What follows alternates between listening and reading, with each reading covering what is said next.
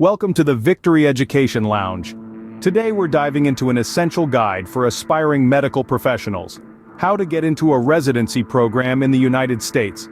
This journey can often feel like a labyrinth, filled with numerous routes and turns. But don't worry, we're here to guide you through the maze and help you navigate your way towards your dream residency. Now, getting into a U.S. residency program isn't a one-size-fits-all situation. There are different paths for different categories of graduates.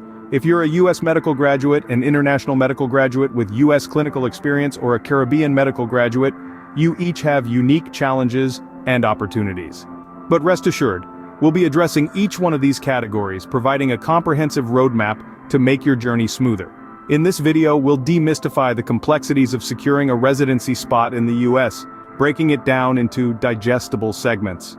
We'll delve into key steps, from acing your USMLE step scores and gaining valuable clinical experiences, to perfecting your research work and leveraging essential resources. We'll also discuss the significance of Green Book rotations, networking strategies, and the importance of understanding cultural and healthcare system differences. But we won't stop there. We'll also explore the role of observerships, offer tips on how to maximize your observership experience, and how to reflect it in your residency application. And for our Caribbean medical graduates, we'll outline the unique challenges and opportunities you'll encounter and discuss how to build a strong application profile. Throughout this journey, we'll also share general tips and resources, addressing common elements like personal statements, interview preparation, and choosing the right program. We'll even tackle your frequently asked questions and common concerns. So, whether you're just starting your journey or are in the middle of it, we're here to guide you every step of the way. Before we dive in, don't forget to hit the like button, subscribe to our channel, and comment below for more insightful content like this. Your support keeps our educational community thriving. Starting with our U.S. medical graduates, there are a few key areas you should focus on. The journey to a U.S. medical residency is like a marathon, not a sprint. It requires dedication, planning, and a lot of hard work. But don't worry, I'm here to guide you through it. Firstly, let's talk about the importance of your USMLE step scores. These scores are often one of the first things program directors look at when reviewing applications. So it's crucial to do well on these exams. It's not just about passing, but achieving a competitive score. Remember, this is a marathon, so pace yourself, study smart, and aim high. Next, we have clinical experiences. These are your opportunities to gain hands-on experience in various specialties and settings. They are not only essential for your professional growth, but also provide you with a chance to network with potential mentors and colleagues. Strive to obtain diverse experiences and make the most of each rotation. Then comes research work. Research can be a valuable asset to your application. It demonstrates your commitment to the field and your ability to contribute to medical knowledge. If you have the opportunity to engage in research, seize it. It could be the distinguishing factor in your application. And lastly, let's not forget about the resources available to you. The Electronic Residency Application Service, or ERAs, is a service that transmits residency applications to program directors. The National Resident Matching Program, or NRMP, is a platform that matches applicants and programs. These are great tools to help streamline your application process. For specialty-specific advice, consider reaching out to mentors, peers, or even online communities. There's a wealth of knowledge out there, so don't hesitate to tap into it. Remember, your USMLE step scores, clinical experiences, and research work will play a crucial role in your journey. So stay focused, work hard, and keep your eyes on the prize. The path to a U.S. medical residency may be challenging, but with dedication and perseverance, it's definitely achievable. For international medical graduates with U.S. Green Book clinical rotations, here are some strategies. First off, let's unpack what Green Book rotations are. These are clinical rotations that are recognized by the Accreditation Council for Graduate Medical Education, or ACGME. This recognition is crucial as it signifies that your clinical experience meets the rigorous standards set by the U.S. medical education system. Now, on to strategies. Networking is a cornerstone of success in the medical field. It's about more than just meeting people. It's about building meaningful professional relationships. Attend seminars, join academic societies, and reach out to mentors within your field of interest. These connections can be invaluable when it comes to securing letters of recommendation, which are a key component of your residency application. Speaking of letters of recommendation, it's important to secure these from physicians who have seen you perform in a clinical setting. This means they can vouch for your skills, competency, and dedication. essential traits for any aspiring resident. In terms of exams, the United States Medical Licensing Examination, or USMLE, is a must-pass. These exams test your medical knowledge and clinical skills. High scores on the USMLE Step 1 and Step 2. CK exams can significantly boost your chances of matching into a residency program. Finally, understanding the cultural and healthcare system differences is paramount. The US healthcare system may be vastly different from what you're used to. It's important to familiarize yourself with these differences, from patient interaction norms to healthcare policies and medical ethics.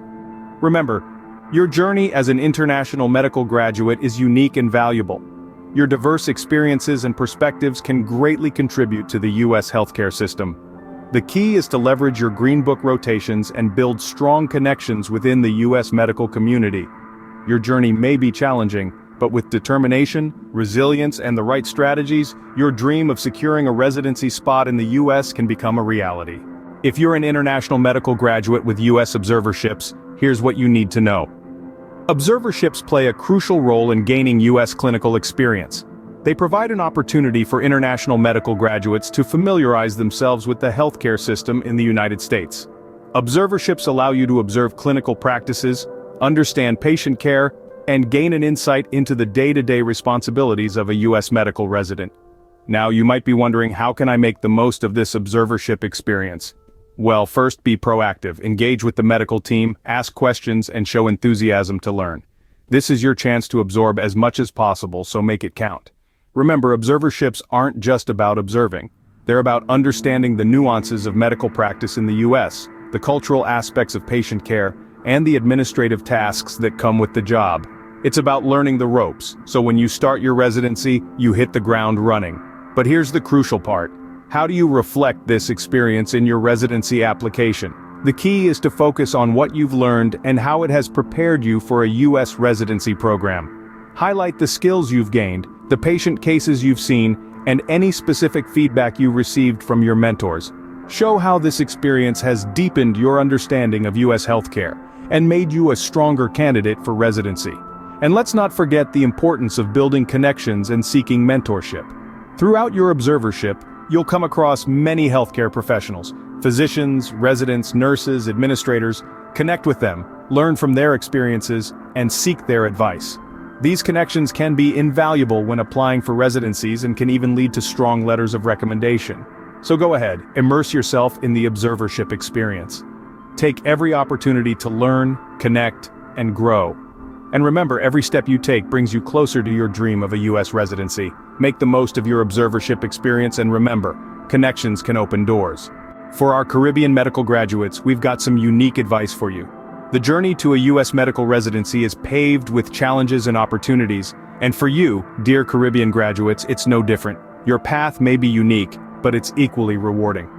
Firstly, let's talk about the importance of your USMLE scores. These scores are your passport to the world of US residencies. They speak volumes about your medical knowledge and skills. Aiming for high scores will undoubtedly open more doors and offer a wider array of residency options. Secondly, clinical rotations in the US are a vital part of your journey. These rotations offer an unparalleled opportunity to understand the workings of the US healthcare system. They also provide a platform to demonstrate your clinical skills, work ethic, and adaptability. Your performance during these rotations, along with your interactions with patients and healthcare professionals, can lead to strong letters of recommendation. Remember, these letters carry significant weight in the residency application process, as they provide a testament to your clinical abilities and personal attributes.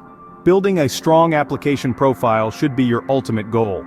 Apart from your USMLE scores and clinical rotations, consider engaging in research work or volunteer activities related to your chosen specialty. These experiences can further enhance your application and make you a more attractive candidate to residency programs. While the path may seem daunting, remember the opportunities that await you. Many Caribbean medical graduates have successfully navigated this journey before you. They have made their mark in the field of medicine, and so can you. Your journey may be unique, but with the right strategies, your dream residency is within reach. So keep pushing forward, continue to learn, grow, and make the most of every opportunity that comes your way. Your resilience, dedication, and passion for medicine will surely lead you to success. Remember, The world needs more doctors like you. Now let's discuss some general tips and resources that can benefit all graduates. Irrespective of where you're coming from, a few elements remain common in the quest for a U.S. medical residency. First up, personal statements. Think of them as your golden ticket to making a great first impression. Craft your narrative with sincerity and passion, highlighting your strengths, experiences, and the unique perspective you bring to the field of medicine.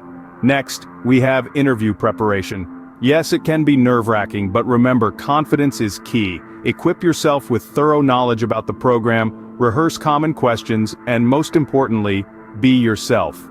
Your authenticity will shine through and resonate with the interviewers. Choosing the right program can be a daunting task with so many options at your disposal. Here's where research comes in. Understand what each program offers, align it with your career goals, and consider factors like program culture, location, and work-life balance. Now let's talk resources. Online forums like Student Doctor Network and Reddit are treasure troves of information where you can engage with peers, share experiences, and gain insights. Webinars are another great tool to stay updated with the latest trends and tips in the medical residency landscape. And let's not forget mentorship programs. Having a mentor who's navigated this path can be invaluable. They can provide guidance, share their experiences, and help you avoid common pitfalls. But above all, remember that this journey is a marathon, not a sprint. It's normal to face setbacks and challenges. What really matters is your resilience and persistence. Keep pushing forward, learn from your mistakes, and stay focused on your goal. There's no one-size-fits-all approach to securing a U.S. medical residency. Each path is unique, and that's what makes your journey so special. So, embrace the process, stay determined, and keep your eyes on the prize. Remember, resilience and persistence are your best allies in this journey. We've received a lot of questions and concerns from you, so let's address some of the most common ones. First up, a common question we hear is, how important are USMLE scores? Let's make this clear. USMLE scores are vital, especially for international medical graduates. They can be a deciding factor, but they're not the only factor. Residency programs consider the complete profile, including clinical experiences, research work, and letters of recommendation. Next, we often hear concerns about the impact of observerships versus clinical rotations.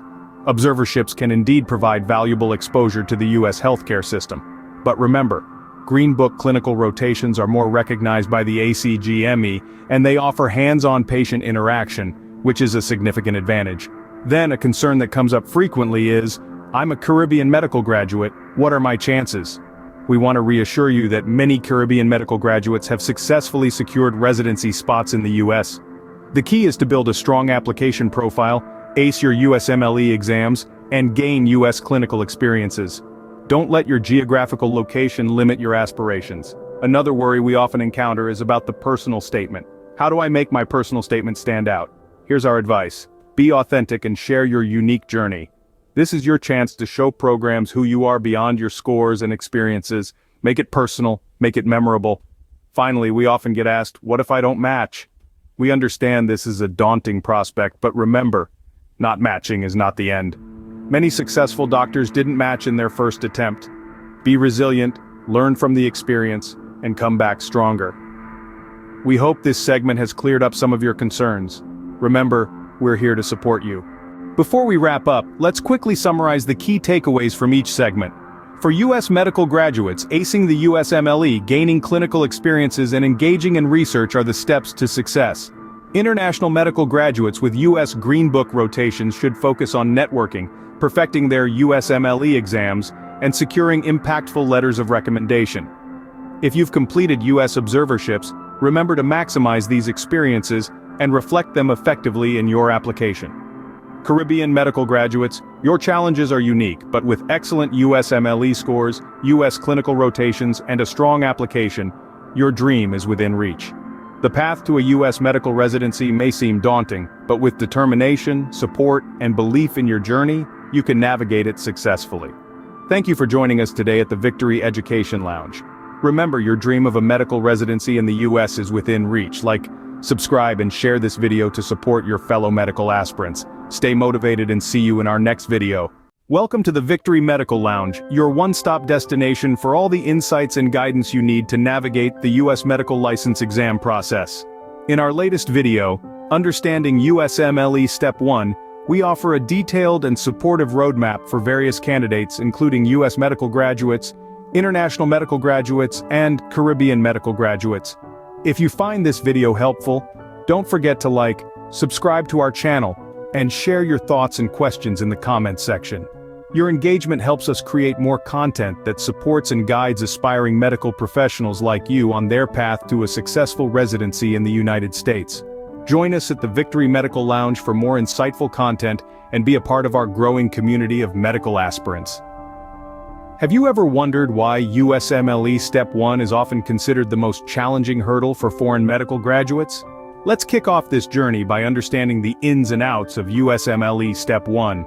USMLE, or the United States Medical Licensing Examination, is a three-step examination for medical licensure in the United States. Step 1, the first of this triad, is a one-day computer-based examination that primarily focuses on the basic sciences. It's designed to test your understanding of concepts like biochemistry, anatomy, microbiology, pathology, and pharmacology. Now, why is this Step 1 so crucial? Well, it's the first step in gaining a license to practice medicine in the States. But more than that, it's a way for medical institutions to gauge your ability to apply scientific concepts to the practice of medicine. It's your chance to show that you can think like a doctor. For foreign medical graduates, the USMLE Step 1 carries even more weight. It's not just about passing the exam, it's about standing out from the crowd.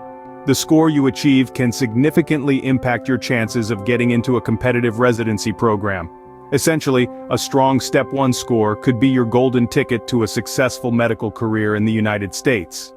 So how is the USMLE Step 1 structured? The exam is a marathon, not a sprint. You'll face about 7 hours of testing, broken down into 7 blocks of 60 multiple-choice questions. It's a test of endurance, stamina, and most importantly, your ability to apply medical knowledge in a pressured environment. But don't let the length of the exam intimidate you. Instead, think of it as a series of sprints. Each block is a race in itself, and your goal is to cross the finish line 7 times. So, to put it simply, USMLE Step 1 is your ticket to medical practice in the United States. It's a challenging but achievable goal, and with the right preparation and mindset, you can turn this hurdle into a stepping stone towards your dream career in medicine.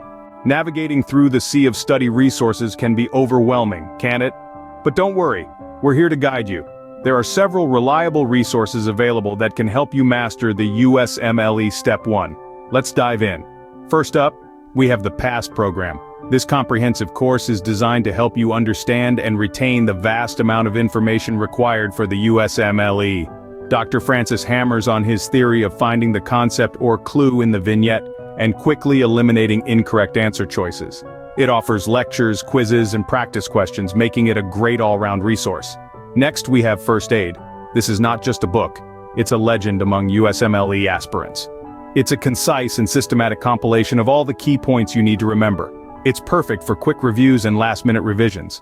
Then we have UWorld. It's an online question bank that mimics the actual exam format. It's known for its challenging questions and detailed explanations. It can be a game changer in terms of understanding your weak areas and improving them. Another resource worth mentioning is Pathoma. It's a resource dedicated to pathology, one of the major areas in USMLE Step 1. It simplifies complex concepts and helps you understand them in a straightforward manner. Lastly, we have Kaplan. It offers a comprehensive guide that covers all the subjects in the USMLE Step 1. It's particularly useful for those who prefer a structured approach to studying. Now you might be wondering, which one should I choose? Well, the answer depends on your learning style. If you're a visual learner, resources with diagrams and videos like Pathoma and Kaplan might be more useful. If you're more into reading, then First Aid could be your best friend. And if you want to test your knowledge under exam-like conditions, UWorld is the way to go. But remember, there's no one-size-fits-all when it comes to study resources. It's all about finding what works best for you. So take some time to explore these resources, try out their trial versions if available, and then decide which ones you want to invest your time and energy in. Remember, the best resource is the one that works for you. Ever wondered how prepared you are for the USMLE Step 1? The NBME has just the tool for you. The National Board of Medical Examiners, or NBME, offers a self-assessment tool that is a powerful resource when preparing for the USMLE Step 1. This tool is designed to gauge your readiness for the real exam and provide feedback that can guide your study efforts.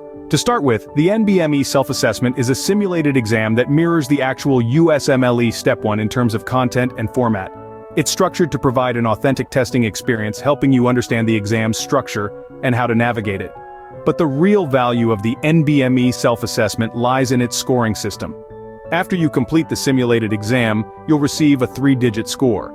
This score is intended to predict your performance on the actual USMLE Step 1.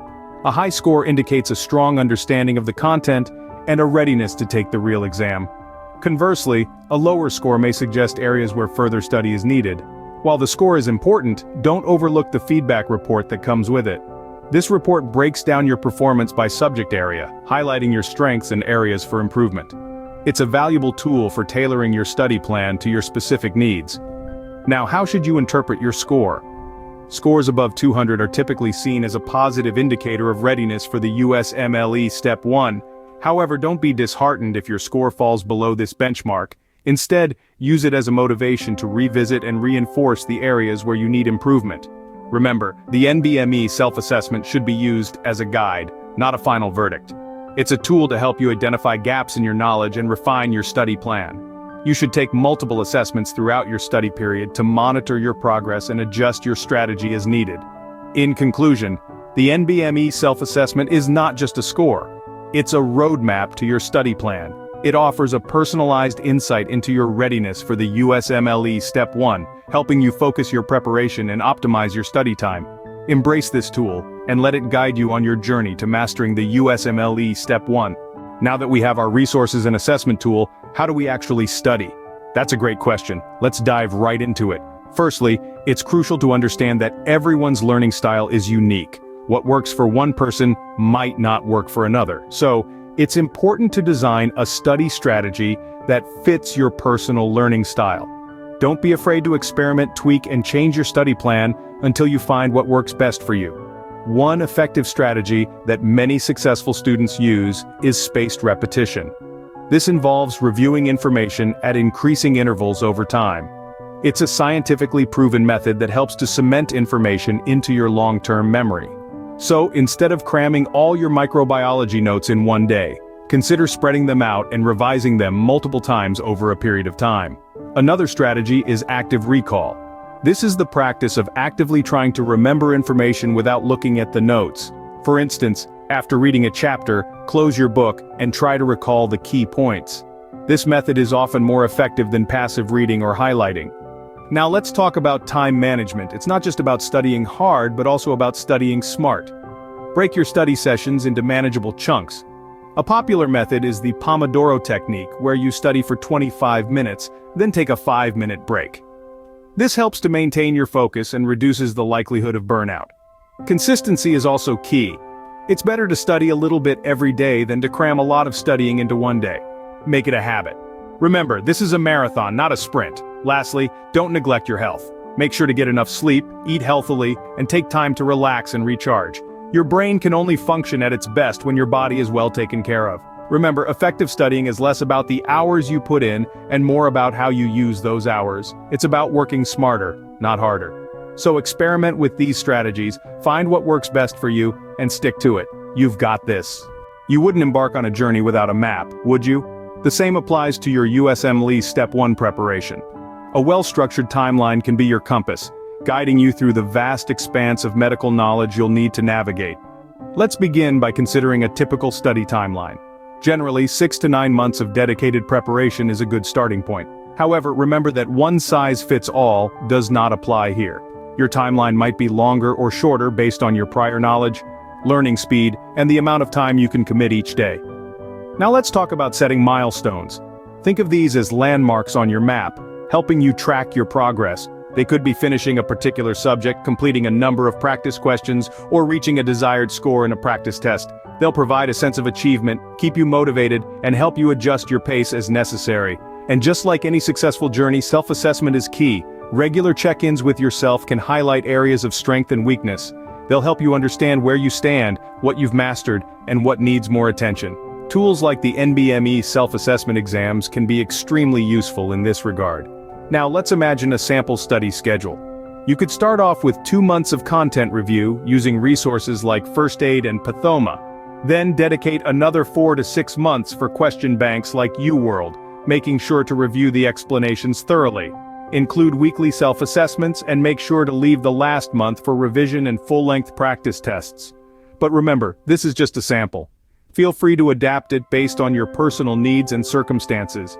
If you're a visual learner, you might want to include more video resources. If you're working or studying full-time, you might need to stretch the timeline a bit. The key is to be flexible, yet disciplined. Adjust your schedule as you go, but ensure that you're consistently making progress. And most importantly, don't forget to take care of your physical and mental health. A well-structured timeline is your compass in the journey of USMLE Step 1 preparation. Sometimes it's the little things that make the biggest difference. Let's talk about motivation and stress management. With such a demanding schedule, it's natural to feel overwhelmed at times. But remember, the key to staying motivated is to focus on your ultimate goal, becoming a successful medical professional. Break your journey into smaller, manageable tasks, and celebrate each milestone. This will not only keep you motivated, but will also reduce the stress associated with the enormity of the task. Now let's delve into the importance of mock exams. Think of them as dress rehearsals for the big show.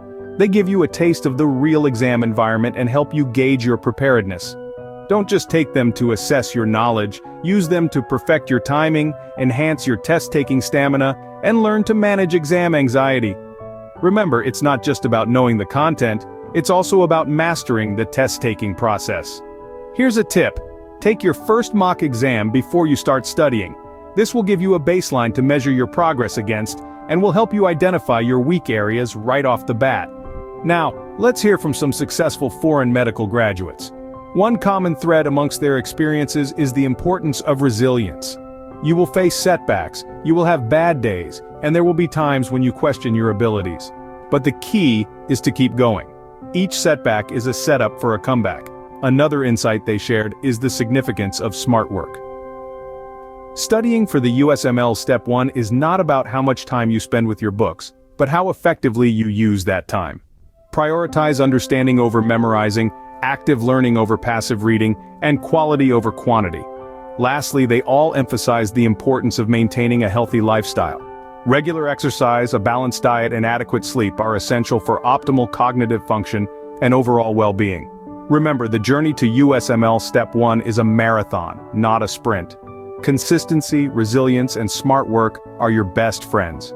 You've got questions, we've got answers. Let's dive into some frequently asked questions and common concerns that many of you might have. First up, how much time should I dedicate to studying each day? Well, there is no one-size-fits-all answer to this. The key is to understand your own learning pace and capacity. For some, 4 to 6 hours of intense, focused study might be enough, while others may need 8 to 10 hours. The important thing is to maintain consistency and ensure that your study hours are productive.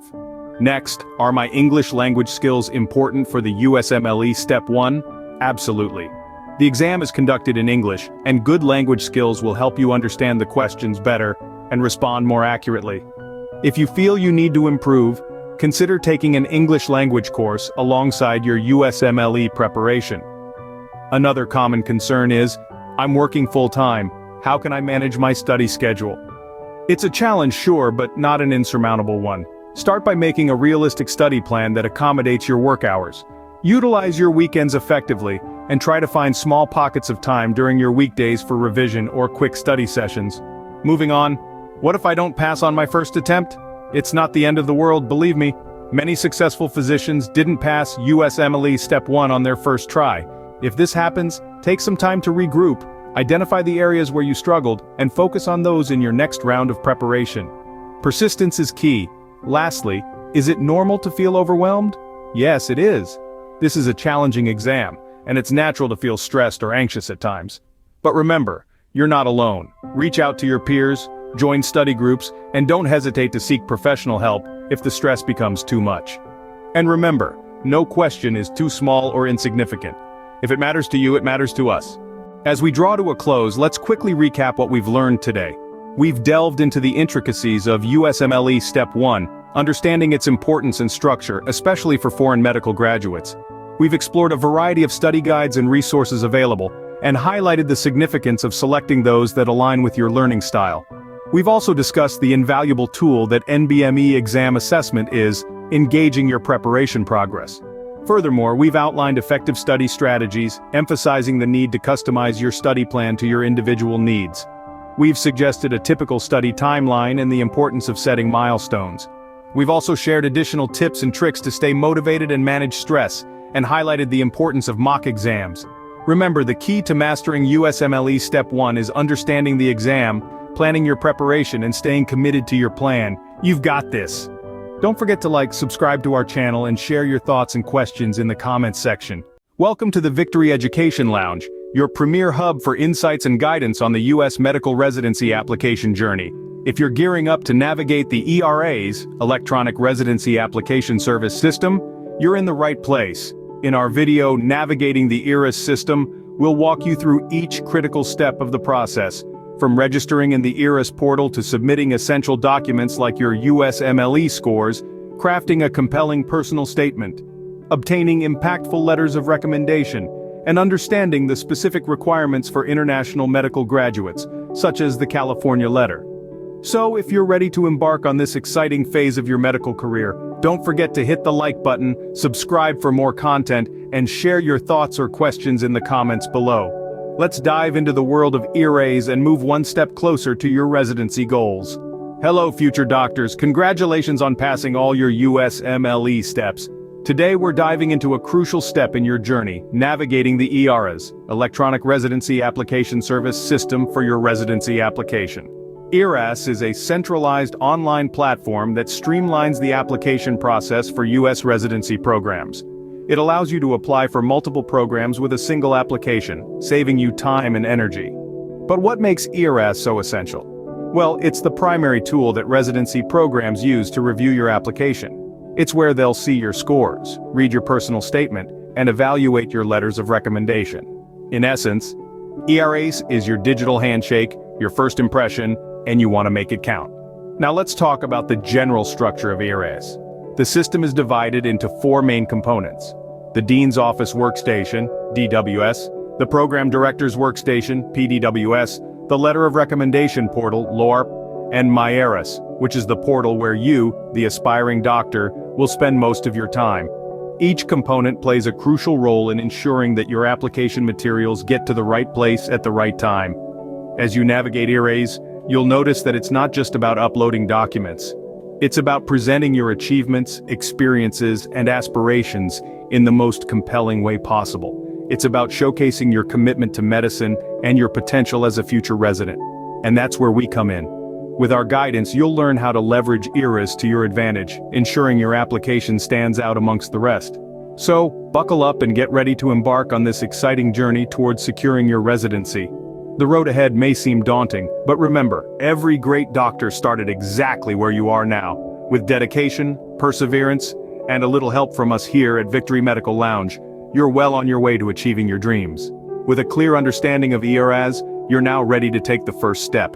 Now that you've got a basic understanding of ERAS, it's time to start the process by registering on the MyERAS portal. This portal is your gateway to the residency application process, so let's get you set up.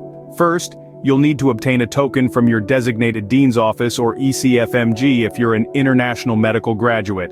This token is a unique code that you'll use to register on MyERAS. Next, head over to the MyERAS website and click Register. You'll be prompted to input your token. Remember, each token is one of a kind and can only be used once. After inputting your token, you'll be asked to create a username and password. Choose something that's easy to remember, but secure. Your MyERAS username and password will be your key to accessing the portal throughout the application season. Once you've registered, it's time to start building your profile.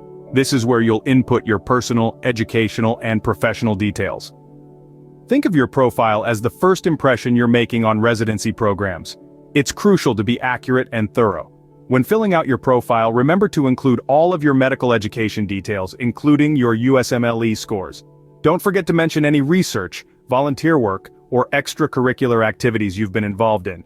These details can make you stand out from other applicants. For the work experience section, include any clinical experience or internships. If you have any publications to your name, this is the place to shine a spotlight on them. Remember, every detail counts. The personal statement section is where you get to tell your story. We'll dive deeper into crafting a compelling personal statement in a later scene, but for now, know that this is your chance to express why you're passionate about your chosen specialty. Finally, review your profile carefully. Double, even triple check for any errors or omissions. Your MyEris profile is a reflection of your professionalism and attention to detail. With your MyEris account all set, you're ready for the next step. In the next scene, we'll talk about securing those all-important letters of recommendation, so stay tuned. Let's talk about one of the significant components of your ERAS application, letters of recommendation. These letters, often referred to as LORs, are a vital piece of your application puzzle. They provide a unique perspective on your clinical skills, character, and potential as a resident. In essence, they offer residency programs a peek into your world from the eyes of those who have worked closely with you. So, how do you go about obtaining these impactful letters? The first step is to identify attending physicians who know you well. These could be physicians you've worked with during your clinical rotations, research, or volunteering. The key is to choose someone who can speak about your skills and abilities with first-hand knowledge. Once you've identified potential letter writers, it's time to make the request. Now this might seem daunting, but remember, most physicians are familiar with this process and understand its importance. Approach them professionally and politely, ideally in person or via a well-crafted email. Express your respect for their expertise and explain why you believe they would be an excellent person to vouch for your residency candidacy. Here's a pro tip. Ask them if they can provide a strong letter of recommendation. This subtly ensures they feel confident in their ability to advocate for you effectively. If they hesitate or suggest someone else might be a better choice, take their advice. It's better to have a strong letter from a somewhat less familiar source than a lukewarm one from a known physician. Timing is crucial when it comes to LORs. Aim to request your letters at least 2 months before the deadline.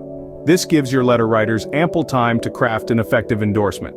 Also, remember to follow up respectfully, say, after a month if you haven't received confirmation of submission. Building strong relationships during your clinical rotations can also be pivotal in obtaining powerful LORs. Show enthusiasm, take initiative, and demonstrate your commitment to learning.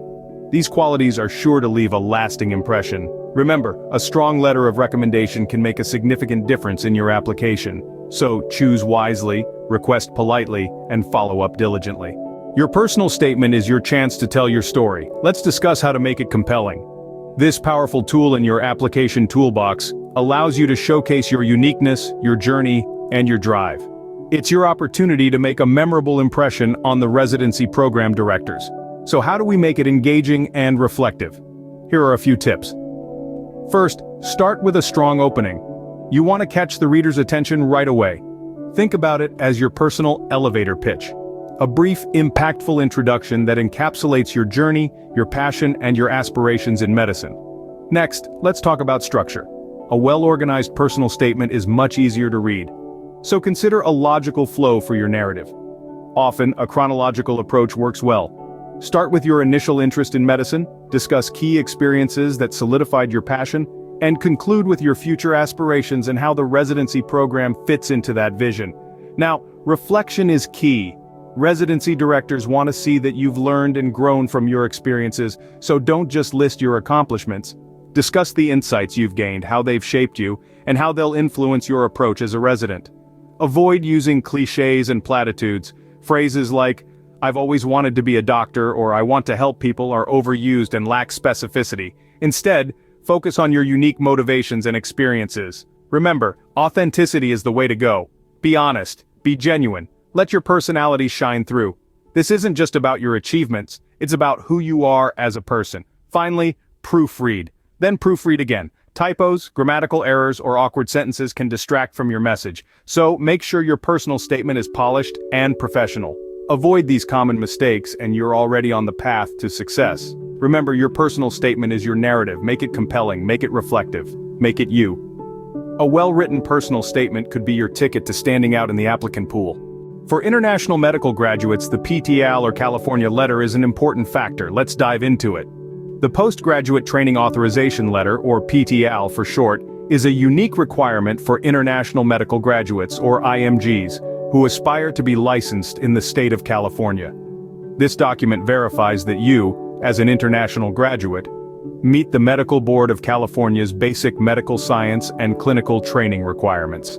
In other words, it's your ticket into the California medical residency arena.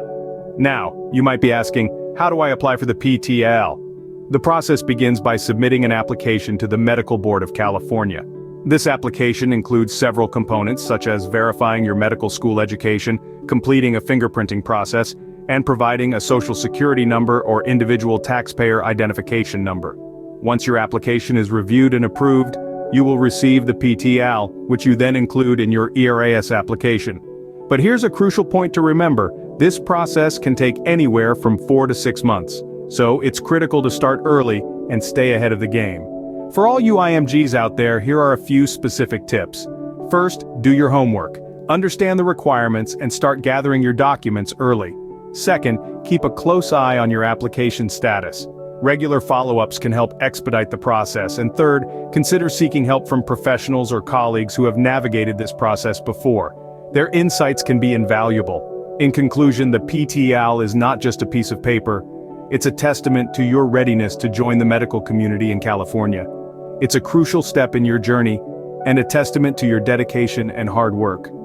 With the PTL in place, you're one step closer to your residency goals. You're almost there. It's time to finalize and submit your application. This is the moment where you ensure all your hard work is tied together neatly, ready to make a great impression. Before hitting the submit button, let's run through a checklist to make sure everything is in order.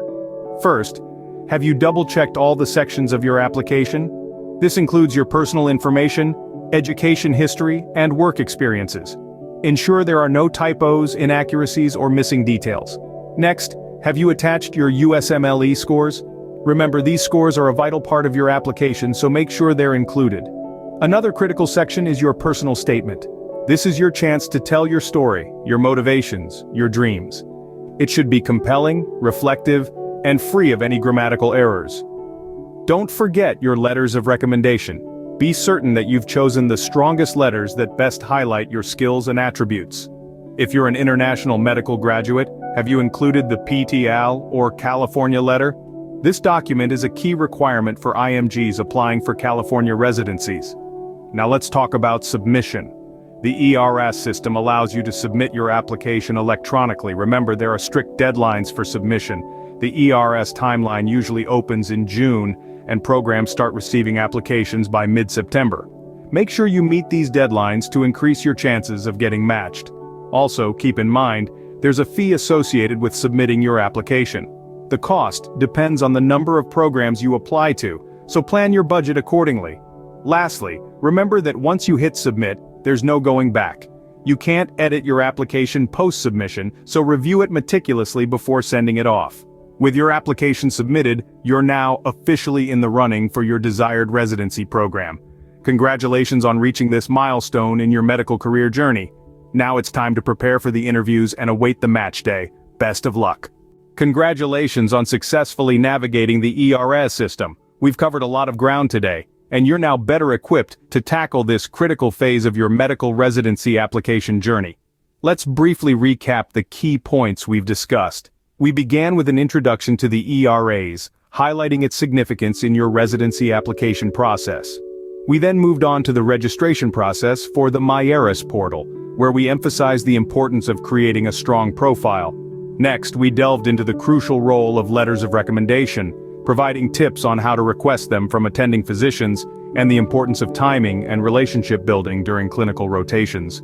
We also discussed crafting an engaging and reflective personal statement, a key component that could set you apart from the rest.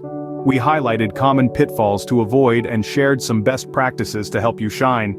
For our international medical graduates, we broke down the process of obtaining and including the PTL or the California letter in your ERAS application, outlining its relevance and specific application requirements. Finally, we walked through the checklist you need to tick off before finalizing and submitting your application, reminding you of submission deadlines to keep in mind. Remember, this journey is as unique as you are. It may seem daunting at times, but it's all part of the process. Each step is an opportunity for growth and learning, bringing you closer to your dream of becoming a physician in the U.S. As you embark on this exciting phase, stay persistent, stay focused, and above all, stay positive. You've come this far, and there's no stopping you now. Thank you for joining us on this journey. Remember to like, share, and subscribe for more content. Best of luck with your residency application and beyond. Welcome back to the Victory Education Lounge, your premier hub for insights and guidance on the U.S. medical residency application journey. Now that you've successfully completed your ERAS application and are now receiving interview calls, you're exactly where you need to be. Today, in our video titled, How to Answer Tell Me About Yourself in a Residency Interview, we're going to explore various strategies to tackle this question. We aim to empower you with different approaches, enabling you to choose the one that best aligns with your unique story and aspirations. Let's get started on this crucial aspect of your interview preparation. So, if you're ready to embark on this exciting phase of your medical career, don't forget to hit the like button, subscribe for more content, and share your thoughts or questions in the comments below. Let's dive into the interview phase of your residency journey and move one step closer to your residency goals. Today, we're tackling one of the most common yet tricky questions in residency interviews. Tell me about yourself. Now you might be wondering, why do interviewers ask this question? Is it simply a casual icebreaker or is there more to it? Well, let's deconstruct this. When an interviewer asks you to tell me about yourself, they aren't just making polite conversation. They're giving you an opportunity to showcase your communication skills, provide a snapshot of your background, and demonstrate how well you would fit into their residency program. They are essentially providing you with a platform to present your narrative, your journey in medicine so far, and where you see yourself going. This question isn't just about what you say, but how you say it. It's a test of your ability to prioritize and present information. You need to highlight the most relevant parts of your journey, your achievements, experiences, and aspirations, all while maintaining a confident and coherent narrative. So, the next time you're asked, tell me about yourself, remember, it's not just a question, it's an opportunity to showcase your passion for medicine, your dedication to your chosen specialty, and your unique qualities that make you an ideal candidate for their program. Now you might be thinking, that sounds great, but how do I do that? Well, the key is to keep it professional and relevant. Start with your educational journey, move on to key experiences that shaped your path in medicine, and end with your interest in this specific residency program. The trick is to be concise yet comprehensive, informative yet engaging. Essentially, you're crafting your personal elevator pitch. Now that we understand why interviewers ask this question and what they're looking for, we can move on to crafting an effective response. Stay tuned as we dissect this question further and provide you with 5 different strategies to answer it effectively in the upcoming scenes. And that's a wrap for Scene 1, Understanding the Question. Remember, tell me about yourself isn't just a question, it's an opportunity to shine. When crafting your answer, the key elements to remember are to keep it professional and relevant. Your response should be a professional narrative, a story of your journey that led you to this point in your career. And remember, the residency interview is not the time to delve into your love for cooking or your weekend kiteboarding hobby unless it directly relates to your medical journey or the specific residency you're pursuing. Start with your education. This is the foundation of your medical career. Briefly touch on where you studied, what you studied, and why you chose that path. For example, you might say, I attended the University of X, where I was drawn to medicine because of Y. This gives the interviewer a sense of your origins and your initial motivations. Then, segue into key experiences that have shaped your medical journey. These could be internships, research projects, or significant clinical experiences. They should highlight your skills, achievements, and the variety of your experiences. For example, during my internship at Hospital Z, I was part of a team that did A, which confirmed my interest in B. This shows the interviewer not just what you've done, but also what you've learned and how you've grown through these experiences. Finally, bring it all together by explaining why you're interested in their specific residency program. What aspects of the program align with your skills, interests, and career goals? For instance, I'm particularly drawn to your residency program because it offers opportunities in C, which aligns perfectly with my interest in D and my long-term goal of E. This shows that you've done your research, you're serious about their program, and you can envision a future there. So to recap, your response should be a concise, professional narrative that guides the interviewer through your education, key experiences, and interest in their residency program. It should highlight your skills, achievements, and goals, while demonstrating your fit with the program. With these points in mind, we can now explore different ways to answer this question. The first approach to consider is the storyteller. This approach uses the art of storytelling to captivate your interviewer, as stories are easier to remember and create a personal connection. To use this method effectively, you need to weave a brief yet compelling narrative about why you chose your specialty. Maybe it was an inspiring figure in your life, like a relative who was a doctor, or a personal experience that sparked your interest in a particular field.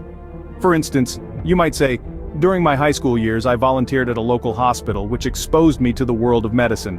There, I met a cardiologist who became my mentor and inspiration.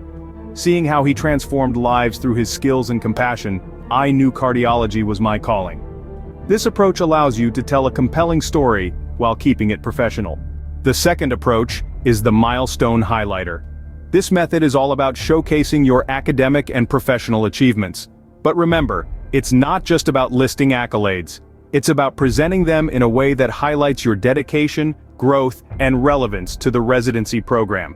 Start with your educational journey. Mention your alma mater, your major, and any honors or scholarships you've received. Then, transition into your professional experience. Share about your internships, research projects, or any significant roles you've held.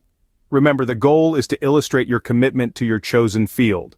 Highlight key experiences that have shaped you professionally. Did you lead a research project? Did you volunteer in a healthcare setting? Did you overcome any particular challenges? These milestones reflect your journey and demonstrate your potential. Finally, link these milestones to the residency program.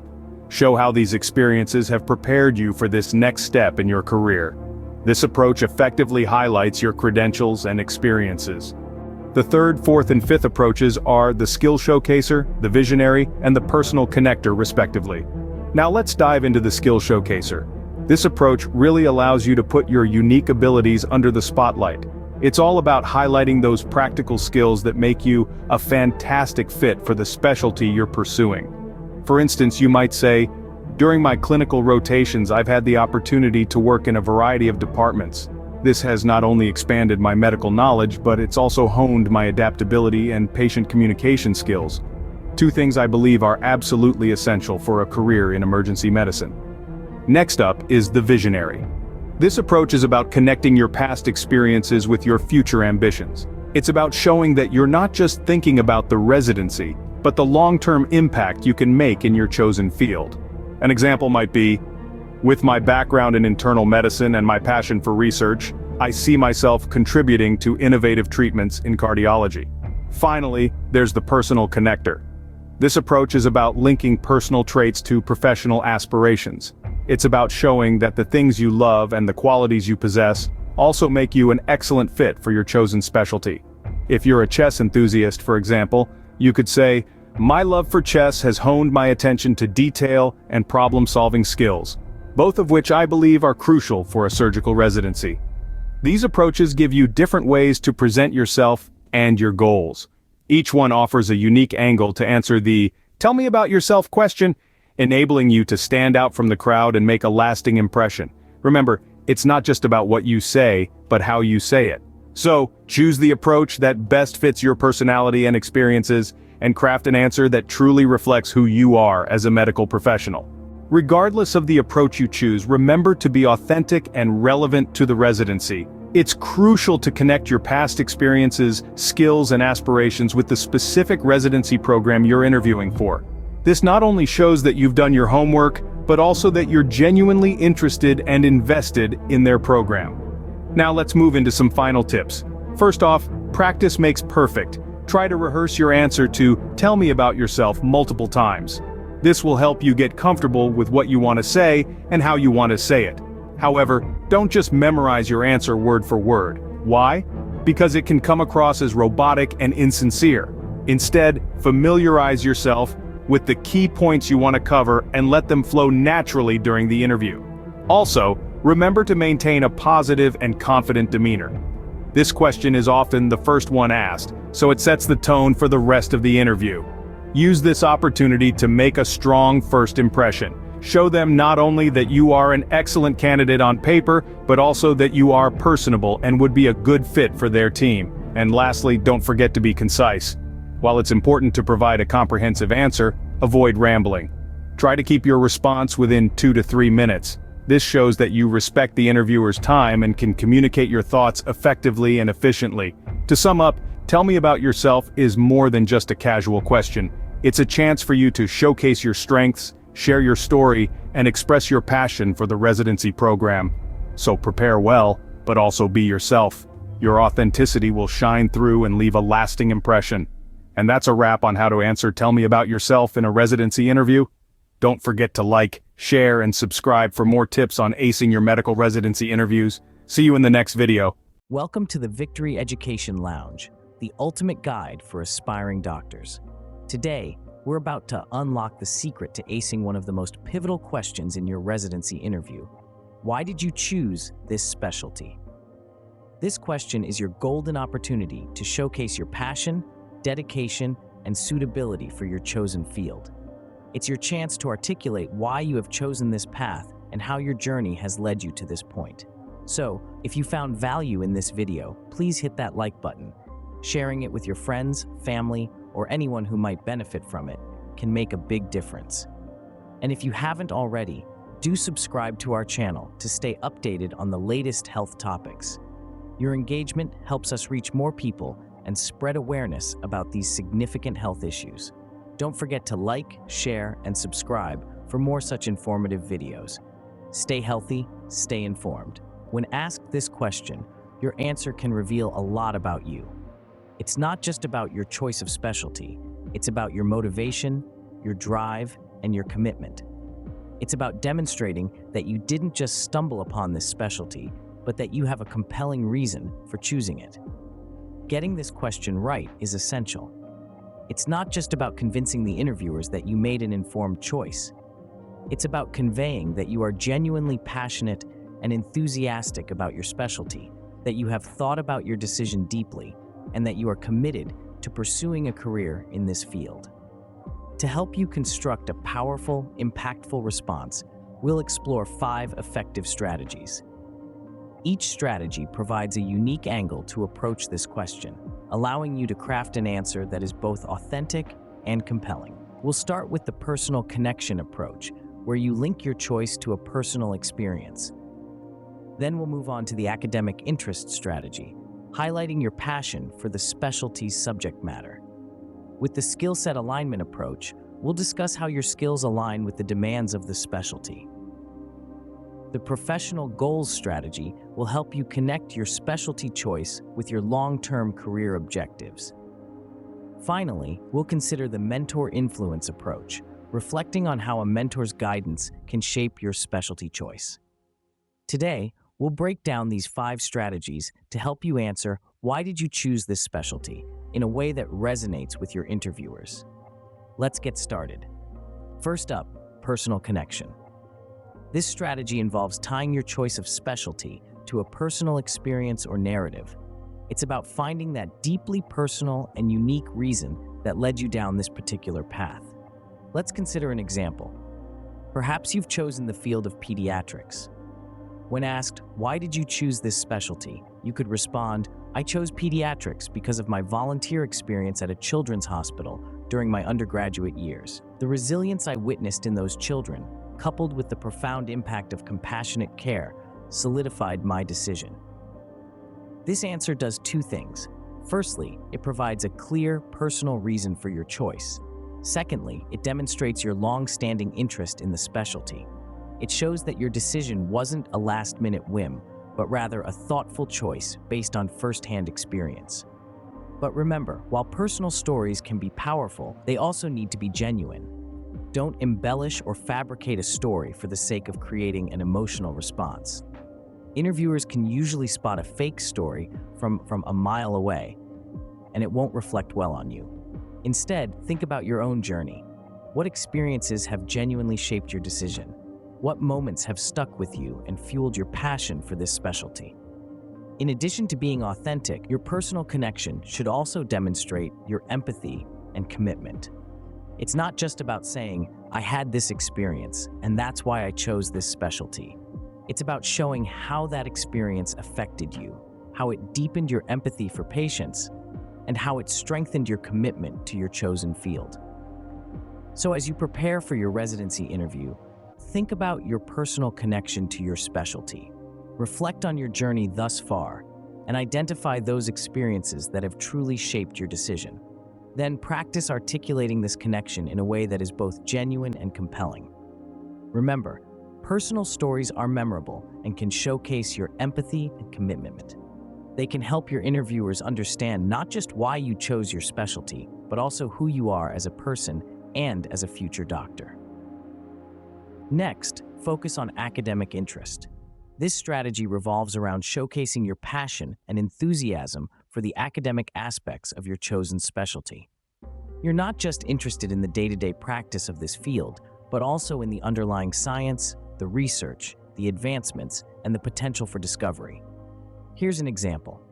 I've always been captivated by the intricacies of the human cardiovascular system. The heart, being a vital organ that works ceaselessly, fascinated me since my early years in medical school. The more I learned, the more I was drawn in. Cardiology, for me, is not just about treating patients. It's also about understanding the heart's complexities, keeping abreast of the latest research, and contributing to the field's advancement. I look forward to combining patient care with ongoing learning and research in this ever-evolving specialty. Now, this example demonstrates a deep academic interest in cardiology. It shows a desire to understand, to learn, and to contribute to the field. It's not just about practicing medicine. It's also about being a part of the scientific community that pushes the boundaries of our knowledge about the heart. This strategy works well because it shows your commitment and dedication to the specialty. It signals that you're not just interested in the job, but also in the academic and scientific aspects of the field. It shows that you're excited about the prospect of learning and growing within the specialty, and that you're eager to contribute to its development. Remember, your academic interest should be genuine. Don't say you're interested in research if you're not. Don't say you're excited about the scientific aspects of the field if you're not. Be honest, be authentic, and let your true passion shine through. Emphasizing your intellectual curiosity shows your eagerness to delve deeper into the specialty. Third, skill set alignment. This strategy is all about showcasing how your unique abilities and talents match the requirements of your chosen specialty. It's an opportunity to demonstrate that you've thoughtfully considered how your strengths and skill set align with the demands and expectations of the specialty you've selected. Imagine you're a master at solving puzzles, and you have a knack for identifying patterns and making connections. You thrive in situations that require a meticulous eye for detail, and you're known for your methodical and systematic approach to problems. Consider how these skills would be invaluable in a specialty like pathology. In pathology, precision, attention to detail, and systematic analysis are crucial for accurate diagnosis and patient care. So, your answer might sound something like this. My methodical nature and detail-oriented skills make me well-suited for pathology. I find immense satisfaction in deciphering complex problems and identifying patterns, which are essential in this field. I thrive in environments where precision is paramount. The meticulous nature of pathology, from analyzing tissue samples to interpreting laboratory results, resonates with my skill set and work style. This approach not only highlights your self-awareness, but also illustrates how your unique attributes make you a great fit for the specialty. It communicates to your interviewers that you understand the demands of the specialty and have the skills necessary to excel in it. Remember, it's not about having every skill in the book. It's about recognizing your strengths and understanding how they can contribute to your success in your chosen specialty. It's about showing that you're not just choosing a specialty, but that the specialty is also a perfect match for you. This approach demonstrates self-awareness and how your unique attributes make you a great fit for the specialty. Strategy 4 is about professional goals. This strategy revolves around showcasing how your chosen specialty aligns with your long-term career objectives. It's about painting a clear picture of your future in medicine, demonstrating how your chosen specialty is the perfect canvas for your aspirations. Let's consider an example. Imagine you're an aspiring surgeon. You might say, I've always been drawn to surgery because of the immediate and tangible impact it has on patients' lives. But more than that, I have a long-term goal of advancing minimally invasive surgical techniques. This field offers the opportunity to continually innovate and improve patient outcomes, which aligns perfectly with my career objectives. This approach does two things. First, it shows that you've thought deeply about your career path, which is indicative of your commitment and dedication. Second, it communicates to your interviewers that you're not just thinking about the immediate future, but also about how you can contribute to the field in the long run. But remember, it's crucial to be genuine and realistic. It's one thing to say you want to revolutionize a field, but it's another to have a grounded understanding of what that means and the steps it will take to get there. You could also mention how your chosen specialty can help you achieve broader goals outside of medicine. For instance, if you're interested in social justice, you might discuss how becoming a primary care physician will enable you to address healthcare disparities. In essence, your professional goals should intertwine with your chosen specialty, forming a cohesive narrative that leads you towards a future where you're not only successful, but also fulfilled. This strategy is powerful because it illustrates that you're forward-thinking, ambitious, and that you see your chosen specialty as more than just a job. It's a stepping stone towards achieving your professional goals. So, when you're asked, why did you choose this specialty? Think about your long-term vision. How does this specialty fit into that vision? How will it enable you to achieve your professional goals? Your answer should reflect this connection. This shows your interviewers that you have a clear vision for your future in the field. Lastly, mentor influence. It's not uncommon for a mentor's guidance to significantly influence your choice of specialty. These seasoned professionals have been where you are now, and their insights can often shape your path in ways you might not have anticipated. Consider this. You're a medical student, rotating through various specialties, when you find yourself drawn to a particular mentor in internal medicine. This mentor, with years of experience under her belt, is not just a skilled practitioner, but also an effective communicator, building strong rapport with her patients. Her diagnostic acumen is awe-inspiring, her patience unparalleled, and her passion for her work infectious. You observe how she navigates complex medical scenarios, always maintaining a calm demeanor, and how she makes a difference in her patients' lives, one diagnosis at a time. You're inspired by her approach and begin to see yourself in her shoes, that's treating your own patients with the same dedication and skill. So when you're asked, why did you choose this specialty? You could answer, during my clinical rotations, I was profoundly influenced by my mentor in internal medicine.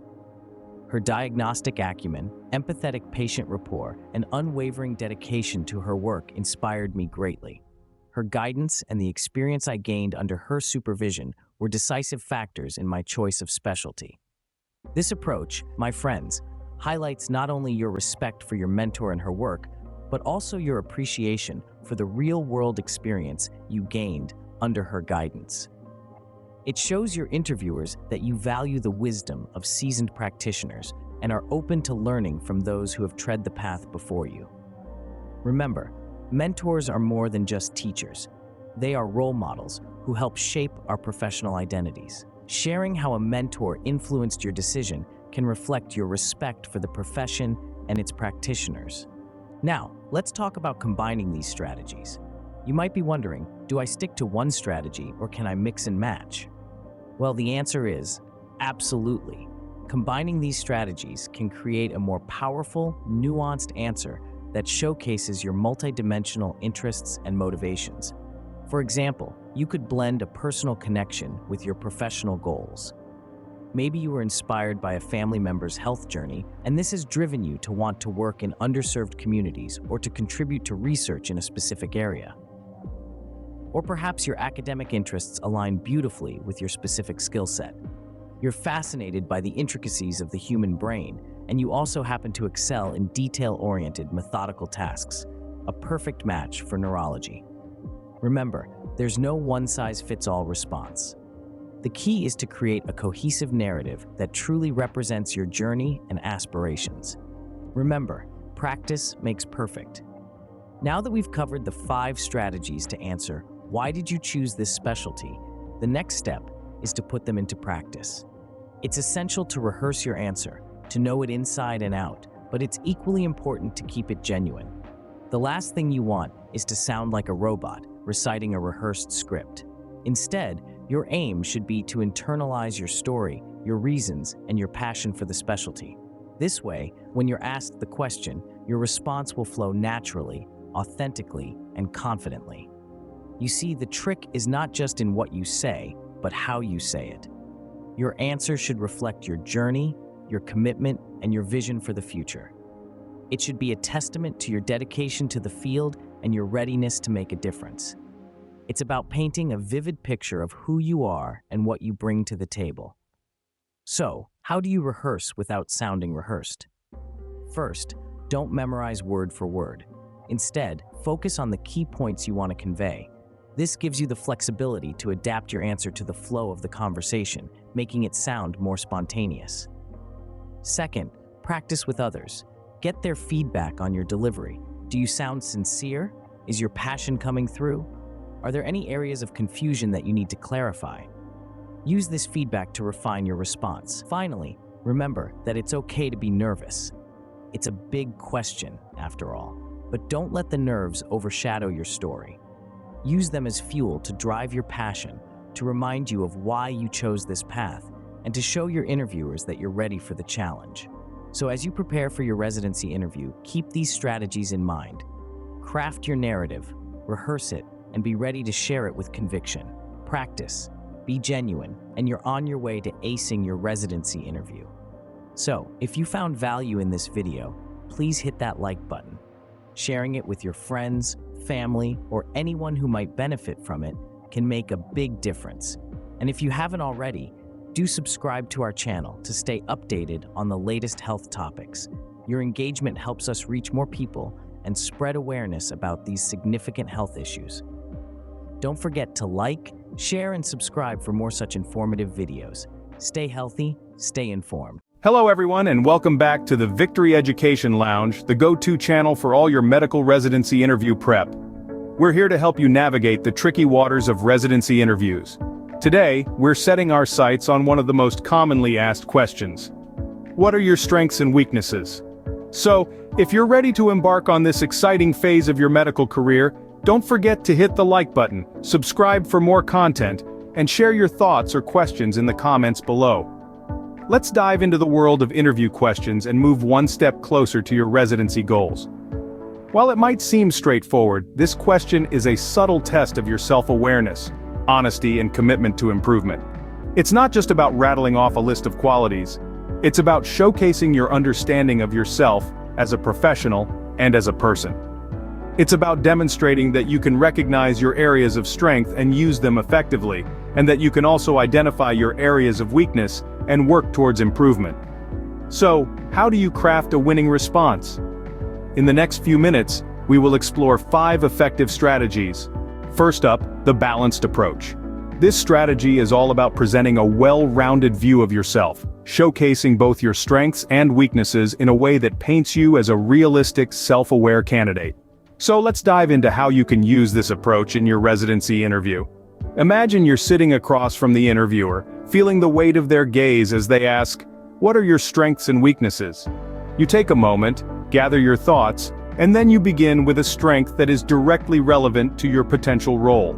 You might say something like, "One of my key strengths is my meticulous attention to detail. This trait has proven invaluable in making accurate diagnoses, a skill that I believe would be beneficial in this residency program." By starting with a strength that is directly tied to your prospective role, you're immediately positioning yourself as a strong candidate. But remember, it's not just about showcasing your strength. This question is a test of how self-aware you are and whether you're capable of recognizing areas for improvement. So, next, you'd move on to a weakness. Now, it's crucial that this weakness is genuine but not detrimental to your potential role. For instance, you might say, "However, I do tend to be overly critical of my own work. I realize this can sometimes lead to unnecessary stress, so I'm actively working on managing this trait by seeking regular feedback and implementing stress management techniques." The strength shows you're well suited for the role, and the weakness shows you're human, just like everyone else. More importantly, It shows that you're actively working on your weaknesses, highlighting your commitment to personal growth and professional development. And that's it. That's the balanced approach. A strength that makes you a strong candidate, a weakness that shows you're human and capable of growth, and a commitment to improving yourself. The key here is balance. Remember, nobody's perfect, and the interviewers don't expect you to be either. They're looking for someone who's self-aware, honest, and committed to growth. And the balanced approach lets you show them just that. Next, the storyteller. This approach is all about harnessing the power of narrative to make your strengths and weaknesses come alive. Stories are engaging, they're relatable, they stick in the mind. They're a superb way to frame your response to this classic question. Let's start with your strength. Instead of just stating it, weave it into a story. For instance, you could say, during a challenging clinical rotation, I found that my ability to remain calm under pressure really came to the fore. We were dealing with a particularly complex case, but I was able to keep a clear head, coordinate with my team, and ultimately we were able to provide the patient with the care they needed. Do you see what we did there? We didn't just claim a strength, we illustrated it in action. This gives your interviewer a vivid, memorable snapshot of you exercising your strength in a real-world context. But what about your weakness? Here's where the story gets even more interesting. You could say, in the past, I struggled with delegating tasks. During a group project, I took on too much and ended up feeling overwhelmed. I realized that I needed to trust my colleagues more and share the workload. So I started taking steps to improve my delegation skills. I attended a workshop, read up on effective delegation, and started practicing it in my daily work. Now I'm much better at it and continue to improve. Again, we've done more than just state a weakness. We've told a story of realization, struggle, and growth. This shows your interviewer that you're not just aware of your weaknesses, but you're actively working to overcome them. The storyteller approach can make your response to, "What are your strengths and weaknesses?" stand out. By sharing your experiences, you're not just telling your interviewer about your qualities, but showing them. Remember, stories make your answer relatable and memorable. So don't be afraid to tell your story. After all, it's the story of your journey towards becoming the best physician you can be. The third strategy is the growth mindset. This approach is all about acknowledging your weaknesses, but more importantly, demonstrating how you've tackled them head-on. It's about showing that you're not afraid of a challenge and that you're committed to continuously improving yourself and your skills.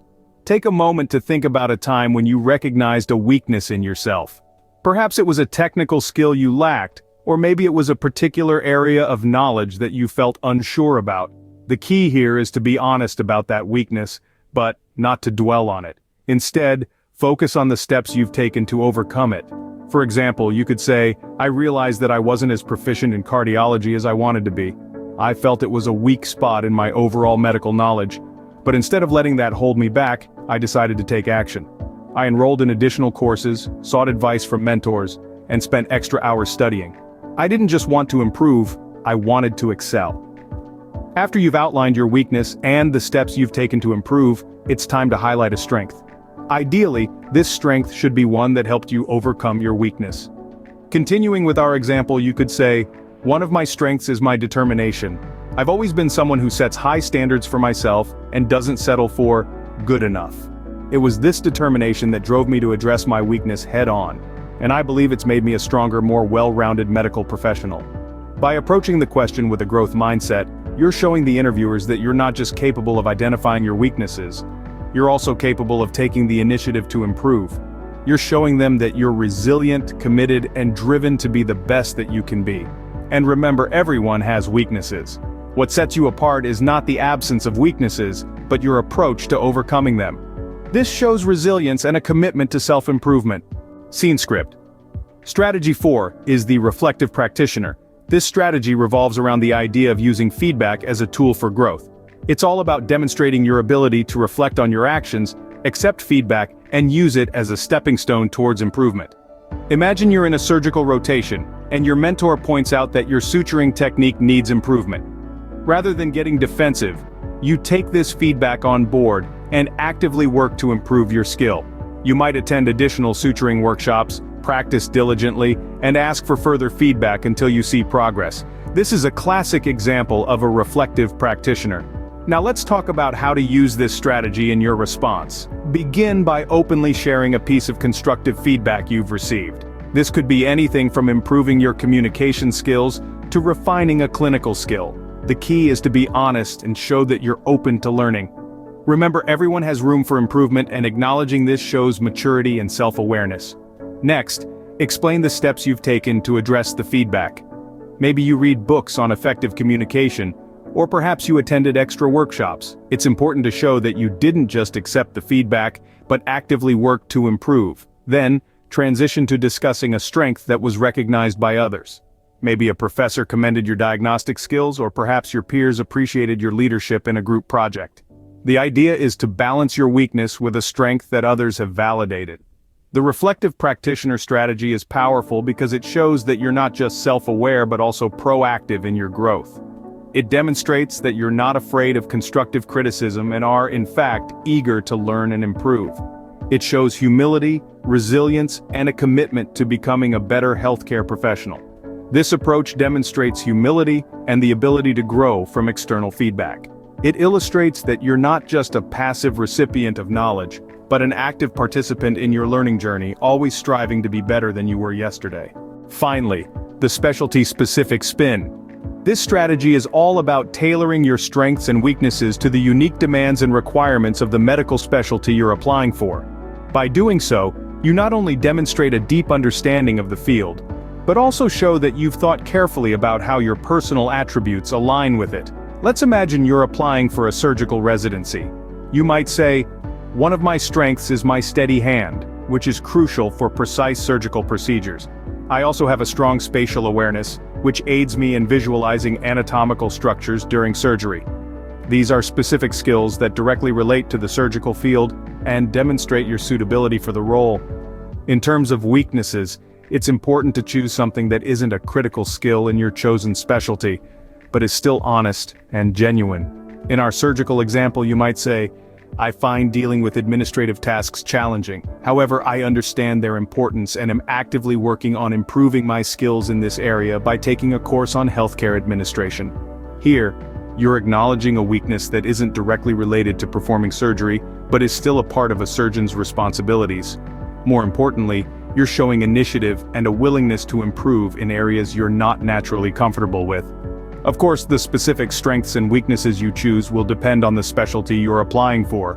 If it's a psychiatry residency, for instance, your strengths might be your ability to build rapport with patients or your deep understanding of mental health conditions. A potential weakness could be dealing with the bureaucracy involved in mental health care. Remember, the specialty-specific spin is about more than just listing your strengths and weaknesses. It's about showing that you understand the demands of the specialty and are self-aware enough to know how your personal attributes align with those demands. So, as you prepare for your interview, think about what makes your chosen specialty unique, and how your strengths and weaknesses fit into that picture. Show that you're not only self-aware but also understand the demands of the specialty. There you have it, 5 strategies to answer, "What are your strengths and weaknesses?" in a residency interview. Let's do a quick recap. Strategy 1, the balanced approach, reminds us to present a strength and a weakness that are genuine and relevant to the field. This shows that we are not only competent but also honest about our areas for improvement. Next, we talked about the storyteller, a strategy that uses the power of narrative to highlight our strengths and weaknesses. By sharing personal stories, we make our answers more engaging and memorable. Thirdly, we discussed the growth mindset, a strategy that shows our resilience and commitment to self-improvement. By talking about a weakness we've worked on, and a strength that helped us overcome it, we demonstrate our ability to learn and grow. Then, we delved into the reflective practitioner, a strategy that emphasizes the importance of feedback in our growth journey. By sharing a weakness we've identified through feedback and a strength recognized by others, we show our humility and receptiveness to learning. Lastly, the specialty-specific spin encourages us to tailor our strengths and weaknesses to the specific demands of the specialty we're applying for. This shows our deep understanding of the field and our readiness to meet its challenges. But remember, no matter which strategy you choose, sincerity and self-awareness are key. Be honest about your weaknesses, but also show your commitment to improving them. Highlight your strengths, but remember to stay humble. Practice these strategies, and you'll be well prepared to tackle this classic question in your residency interview. Thanks for watching the Victory Education Lounge. We hope this video has been helpful in your interview preparation. Don't forget to like, subscribe, and comment below to let us know what other topics you'd like us to cover. Until next time, keep striving for excellence in your medical journey. Welcome to the Victory Education Lounge, your premier hub for insights and guidance on the US medical residency application journey. If you're gearing up to navigate the residency interview process, you're in the right place. In our video, can you describe a challenging situation you faced in medical school and how you dealt with it? We'll walk you through each critical step of the process. So if you're ready to embark on this exciting phase of your medical career, don't forget to hit the like button, subscribe for more content, and share your thoughts or questions in the comments below. Let's dive into the world of residency interview questions and move one step closer to your residency goals. First up is the teamwork challenge. Picture yourself in a bustling hospital or a busy clinic surrounded by a team of professionals, each with their own roles and responsibilities. In such a dynamic environment, teamwork isn't just a nice-to-have, it's a must-have. It's the glue that holds everything together, ensuring that patients receive the best possible care. Now, let's imagine a scenario. You're part of a group project in medical school or perhaps on a clinical rotation. You're working closely with others and, naturally, differences in opinions arise. Maybe it's a disagreement on the diagnosis of a patient case, or perhaps it's a clash of personalities that's causing tension within the group. When faced with such a challenge, the interviewers aren't interested in the drama. They want to know what you did about it. They're keen to understand your role in navigating the conflict and bringing about a resolution. Did you take a step back, or did you step up and take initiative? Did you contribute to the tension, or did you help to diffuse it? As you craft your response, focus on your actions. Describe how you encouraged open communication, promoting an environment where everyone felt heard. Discuss how you facilitated collaboration, perhaps by reminding everyone of the common goal, the patient's well-being. Mention how you played a role in conflict resolution by mediating between different parties or suggesting a compromise. But remember, it's not just about what you did, but also what you learned from the experience. Reflect on how this challenge taught you the importance of teamwork in a medical setting, how it reinforced the necessity of clear communication and the value of diverse perspectives, how it showed you that conflicts, when managed well, can lead to better outcomes. So, when asked about a challenging situation involving teamwork, don't shy away from the question. Embrace it. Use it as an opportunity to showcase your ability to work effectively in a team, to deal with conflicts, and to learn from your experiences. Remember, it's not about the conflict itself, but how you contributed to its resolution. Moving on to the academic hurdle. Medical school is no walk in the park. It's a marathon filled with complex courses and concepts that can sometimes feel like insurmountable mountains. It's no surprise then that the academic hurdle is a common theme in residency interviews. The question isn't whether you've faced these hurdles. We all have. The real question is, how did you overcome them? Let's imagine you're in an interview and you're asked to describe a challenging academic situation you faced in medical school. You might think back to that particularly tough course. Let's say histology. You found it hard to wrap your head around the intricate details and the sheer volume of information. Initially, you struggled, your grades were slipping, and you were on the verge of panic. But then, you decided to take action. Remember, the interviewers are interested in your resourcefulness and dedication. They want to see your willingness to learn, even when the odds are against you. So, how do you demonstrate this? Firstly, talk about your strategy. Did you seek help from tutors or join a study group? Did you explore new study techniques or use online resources? Perhaps you started to break down the complex information into manageable chunks using flashcards or mind maps. Maybe you started to dedicate more time to the subject, studying late into the night or waking up early in the morning. Next, be sure to highlight your dedication, show that you didn't give up.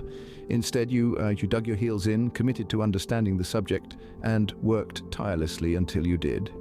This is a testament to your perseverance, a trait highly valued in the medical field. Finally, discuss the outcome. Did your grades improve? Did you start to enjoy the subject? Did you apply your newfound knowledge in a practical setting?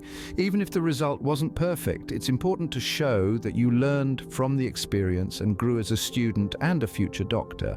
But don't stop there. Go a step further and reflect on what you learned from the experience. Perhaps you realized the importance of seeking help when needed, or learned a more effective way to study. Maybe you discovered a newfound resilience within yourself, a grit that you didn't know you had. And that, my friends, is how you tackle the academic hurdle. You show your dedication to overcoming obstacles, your resourcefulness in finding solutions, and your unwavering passion for learning. Remember, it's not about the obstacle itself, but how you respond to it.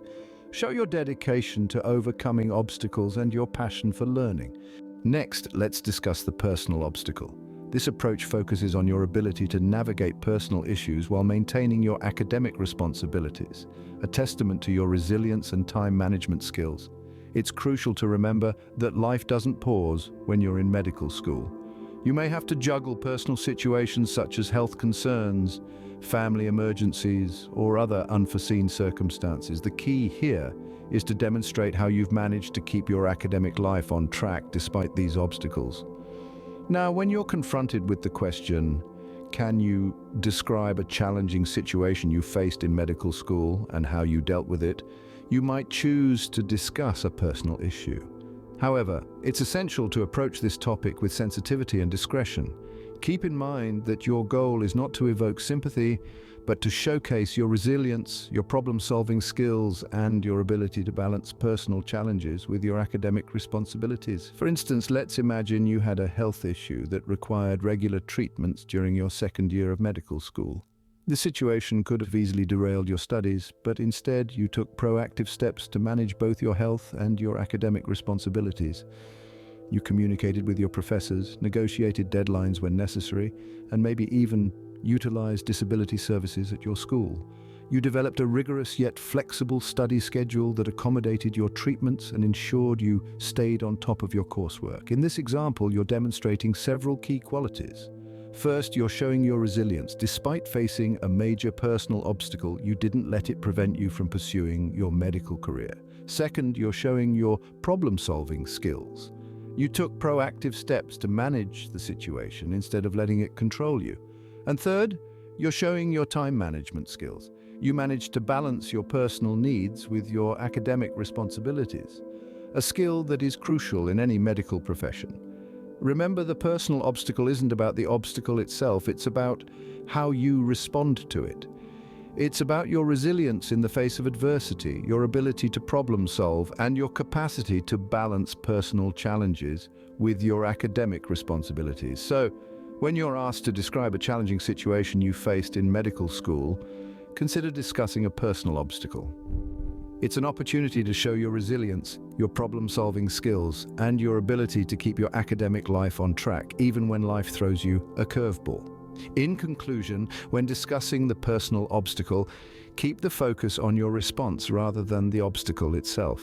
Talk about the proactive steps you took, the problem-solving strategies you used, and how you balanced your personal life with your academic responsibilities. This is your chance to show your resilience and your ability to balance your personal life with your academic responsibilities. Now we'll tackle the clinical experience challenge. Clinical rotations provide a unique environment where theoretical knowledge meets practical experience. This real-world exposure can often present unforeseen challenges that test your skills, resilience, and adaptability. Imagine this: you're in your first clinical rotation and you encounter a particularly challenging patient case. The patient is a 70-year-old woman with a complex medical history, presenting symptoms that don't align with any specific diagnosis. You find yourself in a maze of uncertainty, feeling the pressure of potentially making a mistake that could impact the patient's health. In such situations, it's vital to remember that you're part of a team. Consult with your attending physician, discuss with your peers, and don't hesitate to ask for guidance. This is a learning opportunity. So, how you navigate through it is as important as the end result. Or perhaps the challenge lies not in the complexity of the medical situation, but in a mistake you've made. Let's say you incorrectly recorded a patient's medication dosage in their chart, which was caught just in time by a vigilant nurse. It's a mistake that could have had serious repercussions. In this case, your response to the mistake is crucial. First, acknowledge it. It's okay to make mistakes. We all do. But what sets you apart is your ability to own up to it, learn from it, and ensure not to repeat it.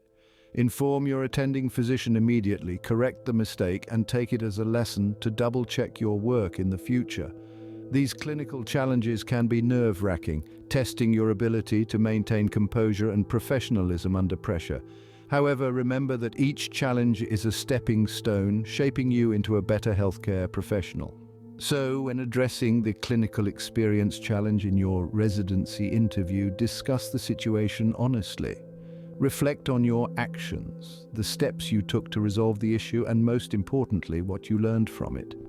Did the complex patient case enhance your problem-solving skills? Did the mistake you made heighten your attention to detail? Make sure to convey these learnings in your response.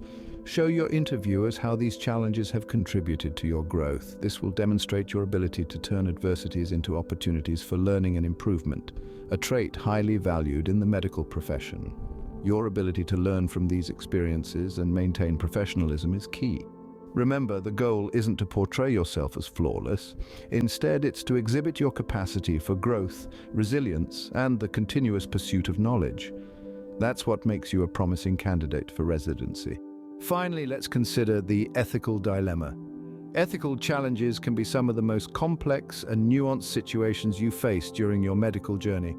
Whether it's witnessing unprofessional behavior, dealing with a conflict of interest, or making a tough call in patient care, these moments test your integrity, judgment, and ethical reasoning. Let's imagine a scenario. You're on a clinical rotation and you observe a fellow student, a close friend, cutting corners in a way that could compromise patient safety. You're torn. Do you confront them? Report them? Keep silent, hoping they'll correct themselves? In such situations, it's crucial to remember your primary duty is to the patients. While it might be uncomfortable or even risk a friendship, you need to take action to ensure patient safety is not compromised. Perhaps your first step could be having a frank conversation with your friend, expressing your concerns. If the behavior persists, it may be necessary to report it to a supervisor or an appropriate authority.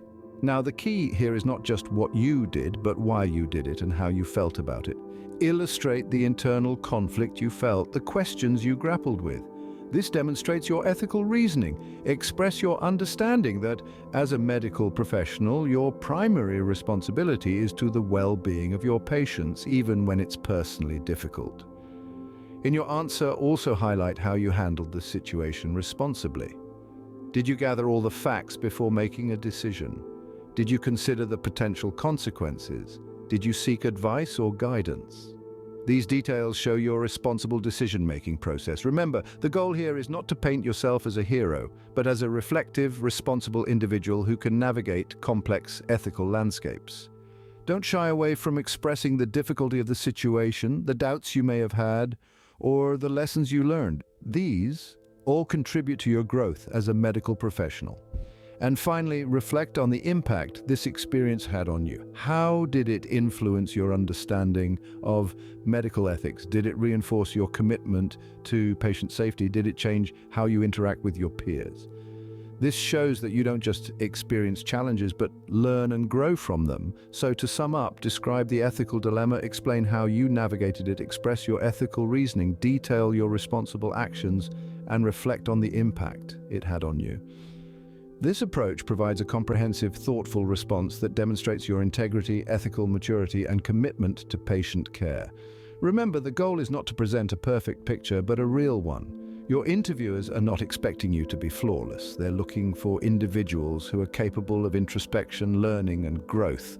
And an ethical dilemma, honestly and thoughtfully addressed, can effectively showcase these qualities. This answer can showcase your integrity and ethical reasoning. As we wrap up, remember that your answer to the challenging situation question is not just about the challenge itself, but about your response, resilience, and growth. Whether it's a teamwork challenge, an academic hurdle, a personal obstacle, a clinical experience challenge, or an ethical dilemma, it's your opportunity to showcase your problem-solving skills, commitment, and integrity. Reflect on your experiences and select a story that demonstrates your character and professional development. Be genuine, be reflective, and show your learning curve. Medical school is a journey filled with hurdles, but it's these hurdles that shape you into a competent and compassionate healthcare professional. Your experiences, your growth, and your resilience are what make you unique. So go ahead, ace that interview, and make your mark in the medical world. Until next time, keep learning, keep growing, and keep moving forward. As you embark on this exciting journey, remember that the preparation is key. Take your time, be thorough, and most importantly, believe in yourself. You've come this far, and a rewarding career in medicine awaits you. Thank you for joining us today, and remember to like, share, and subscribe for more content. Now that you're ready to embark on this exciting phase of your medical career, don't forget to hit the like button, subscribe for more content, and share your thoughts or questions in the comments below. Let's dive into the world of residency program interview process and move one step closer to your residency goals. Good luck on your journey. Welcome to the Victory Education Lounge, your premier hub for insights and guidance on the U.S. medical residency application journey.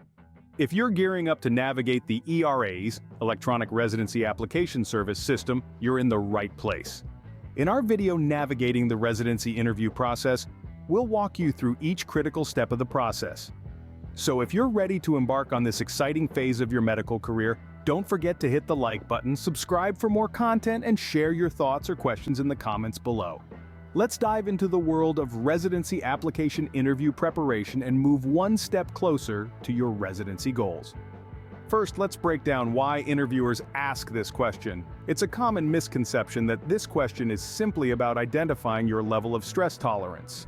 But in reality, it's much more than that. When an interviewer asks, "How do you handle stress and pressure?" they're looking to understand your coping mechanisms, your emotional intelligence, and your ability to maintain performance under challenging circumstances. This question is an opportunity for you to demonstrate your resilience, adaptability, and problem-solving abilities. It's a window into how you react when the going gets tough, when the unexpected happens, and when the pressure is on. Interviewers want to see that you have a strategy in place to manage stress. They are interested in knowing how you navigate high-pressure situations and how you bounce back from setbacks. They want to see evidence of your ability to maintain a positive attitude, keep your cool, and stay focused, even when faced with difficulties. Your answer to this question will also give interviewers insight into your emotional intelligence. It will show them how well you understand and manage your emotions, how you're able to empathize with others, and how you use emotional information to guide your thinking and behavior. Finally, it's about performance.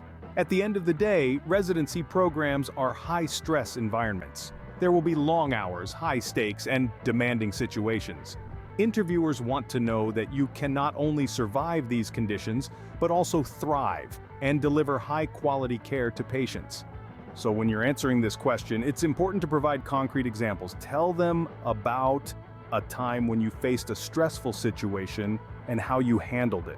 Show them that you have strategies in place to manage stress and that you're able to perform under pressure. Remember, it's not just about saying you handle stress well, it's about showing how. In the next scenes, we'll delve into 5 effective methods to do just that. Stay tuned.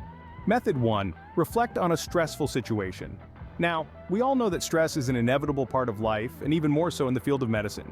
The key is not to avoid it, but to handle it with grace and poise. This is where the reflective approach comes into play. Imagine a situation where you're on a night shift and suddenly you're confronted with multiple emergencies at once. Your heart starts racing, your palms get sweaty, and the clock seems to be moving at warp speed. What do? Panic? No. You take a deep breath, analyze the situation, and prioritize.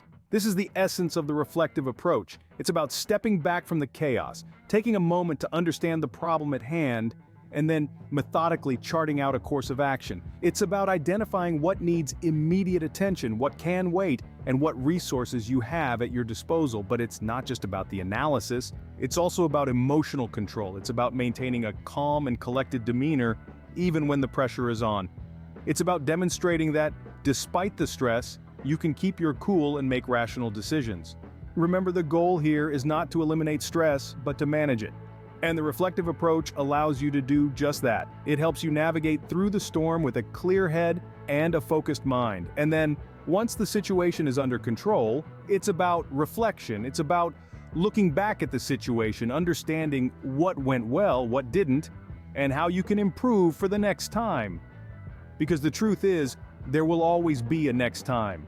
And the more you reflect, the better you get at handling such situations. So when you're asked, how do you handle stress and pressure, use the reflective approach. Describe a stressful situation, how you analyzed the problem, took a step back to gain perspective, and calmly navigated a solution. This shows self-awareness and a methodical approach to problem solving. Method 2 involves being a proactive planner. This approach is all about staying one step ahead of stress and pressure. The key to this method is anticipation. By predicting potential stressors, you can devise strategies to manage them effectively before they become overwhelming. Imagine you're preparing for a big presentation or a complex procedure. You know there are a multitude of elements that could go wrong, and these potential hiccups are sources of stress. As a proactive planner, what do? You don't just hope for the best, instead you map out each potential challenge and you develop a plan to counteract each one. Now, how does this translate into a practical strategy? It could be as simple as creating a daily to-do list, or as comprehensive as developing a full-blown project management plan. The key is to break down large, overwhelming tasks into manageable bits. Time management is a crucial aspect of being a proactive planner. It's about more than just filling slots in your calendar. It's about prioritizing tasks based on their urgency and importance. It's about understanding which tasks require your immediate attention and which ones can be scheduled for later. Prioritization also extends to your personal life. It's about understanding when to take a break, when to say no, and when to ask for help. Remember, being proactive isn't about doing everything yourself. It's about managing your resources effectively. Contingency planning is another important facet of this method. This involves thinking ahead and considering what you'll do if things don't go as planned. What's your plan B? What's your plan C? Having these backup plans in place can significantly reduce stress because you know you're prepared for any eventuality. So, to sum up, being a proactive planner involves anticipating potential stressors, managing your time effectively, prioritizing tasks, and having contingency plans. It's about taking control of your environment instead of letting it control you. And remember, this isn't just about demonstrating to interviewers that you can handle stress. It's about actually equipping yourself with the tools to do so. This could be through time management, prioritization, or contingency planning. For method 3, focus on teamwork. In the heat of a high-pressure situation, a strong, cohesive team can be the difference between chaos and coordinated action. Stress is a part of every profession, but in healthcare, where lives are often on the line, the stakes are significantly higher. It's crucial not only to manage your stress, but also to be a supportive team member who can buoy others during challenging times. Think of a team as a well-oiled machine. Each component plays an essential role contributing to the overall function. When one part experiences stress, the entire mechanism can falter. That's why the ability to lean on one another, particularly in high-pressure situations, is so important. So, how does this translate into your response during an interview? Well, you could discuss a time when you and your team faced a particularly stressful situation. Perhaps it was an unexpected influx of patients or a complex surgery that required everyone's expertise.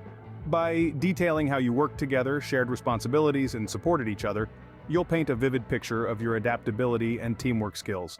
But remember, being a team player isn't just about collaboration during a crisis.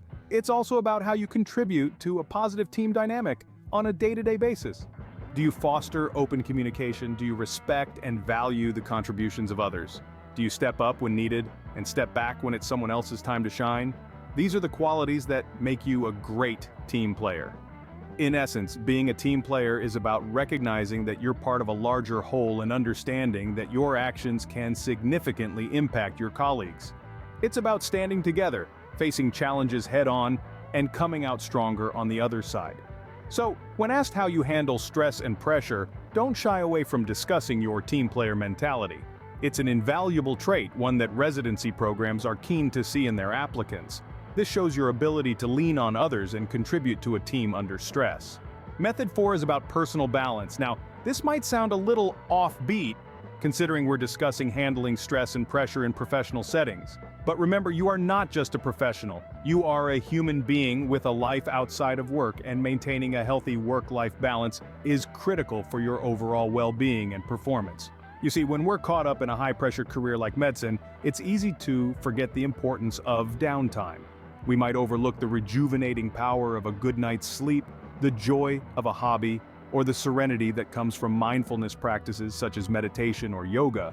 But let's not forget, these are the activities that recharge our batteries, that give us the energy to tackle another day, another challenge, another high-stress situation. So when asked about how you handle stress and pressure, talk about your personal balance keeper method. discuss the activities you engage in to maintain a healthy work-life balance. Perhaps you're an avid reader, finding solace and escape in the world of books. Or maybe you're a fitness enthusiast who sweats out the stress at the gym or during a morning run. You might even be an artist, using paint, music, or dance to express yourself and release tension. Whatever it is, don't shy away from sharing it. In fact, medical professionals who maintain hobbies have been found to experience less burnout and have a higher quality of life than those who don't. And burnout, as we know, can lead to decreased productivity, impaired professional growth, and even mental health issues. So, while it might seem counterintuitive, taking time out for yourself actually makes you a better professional. Moreover, this method shows you understand the importance of self-care. It shows that you are not just capable of taking care of others, but that you also prioritize taking care of yourself. And that is a key quality in any healthcare professional. This demonstrates self-care, which is vital in high-stress environments. Lastly, method 5, embrace the role of a lifelong learner. This method is all about turning adversity into opportunity, and it's a powerful tool in handling stress and pressure. It begins with the understanding that stress, while uncomfortable, can be a catalyst for growth and development. In the world of medicine, stressful situations are inevitable. They're part and parcel of the job. But the lifelong learner doesn't shy away from these moments. Instead, they lean into them, viewing each one as a chance to acquire new knowledge and refine their skills. Picture this. A challenging patient case throws a curveball at you. You're unsure, you're anxious, and yes, you're stressed. But as a lifelong learner, you don't let these feelings overwhelm you. Instead, you tackle the situation head-on, asking questions, seeking help when needed, and doing whatever it takes to resolve the issue. Once the dust settles, you don't just move on to the next task.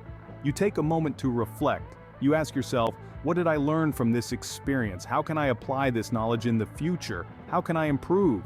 By doing this, you embrace the stress as a stepping stone towards becoming a better healthcare professional. This method requires a shift in perspective. It calls for resilience, determination, and most importantly, a thirst for knowledge. It's about viewing every challenge as a lesson waiting to be learned and every setback as a stepping stone to success.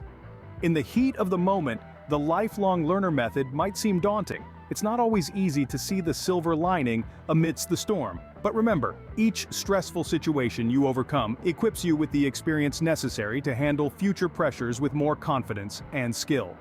To summarize, as a lifelong learner, you use stressful experiences as learning opportunities, constantly growing and improving your approach to challenges.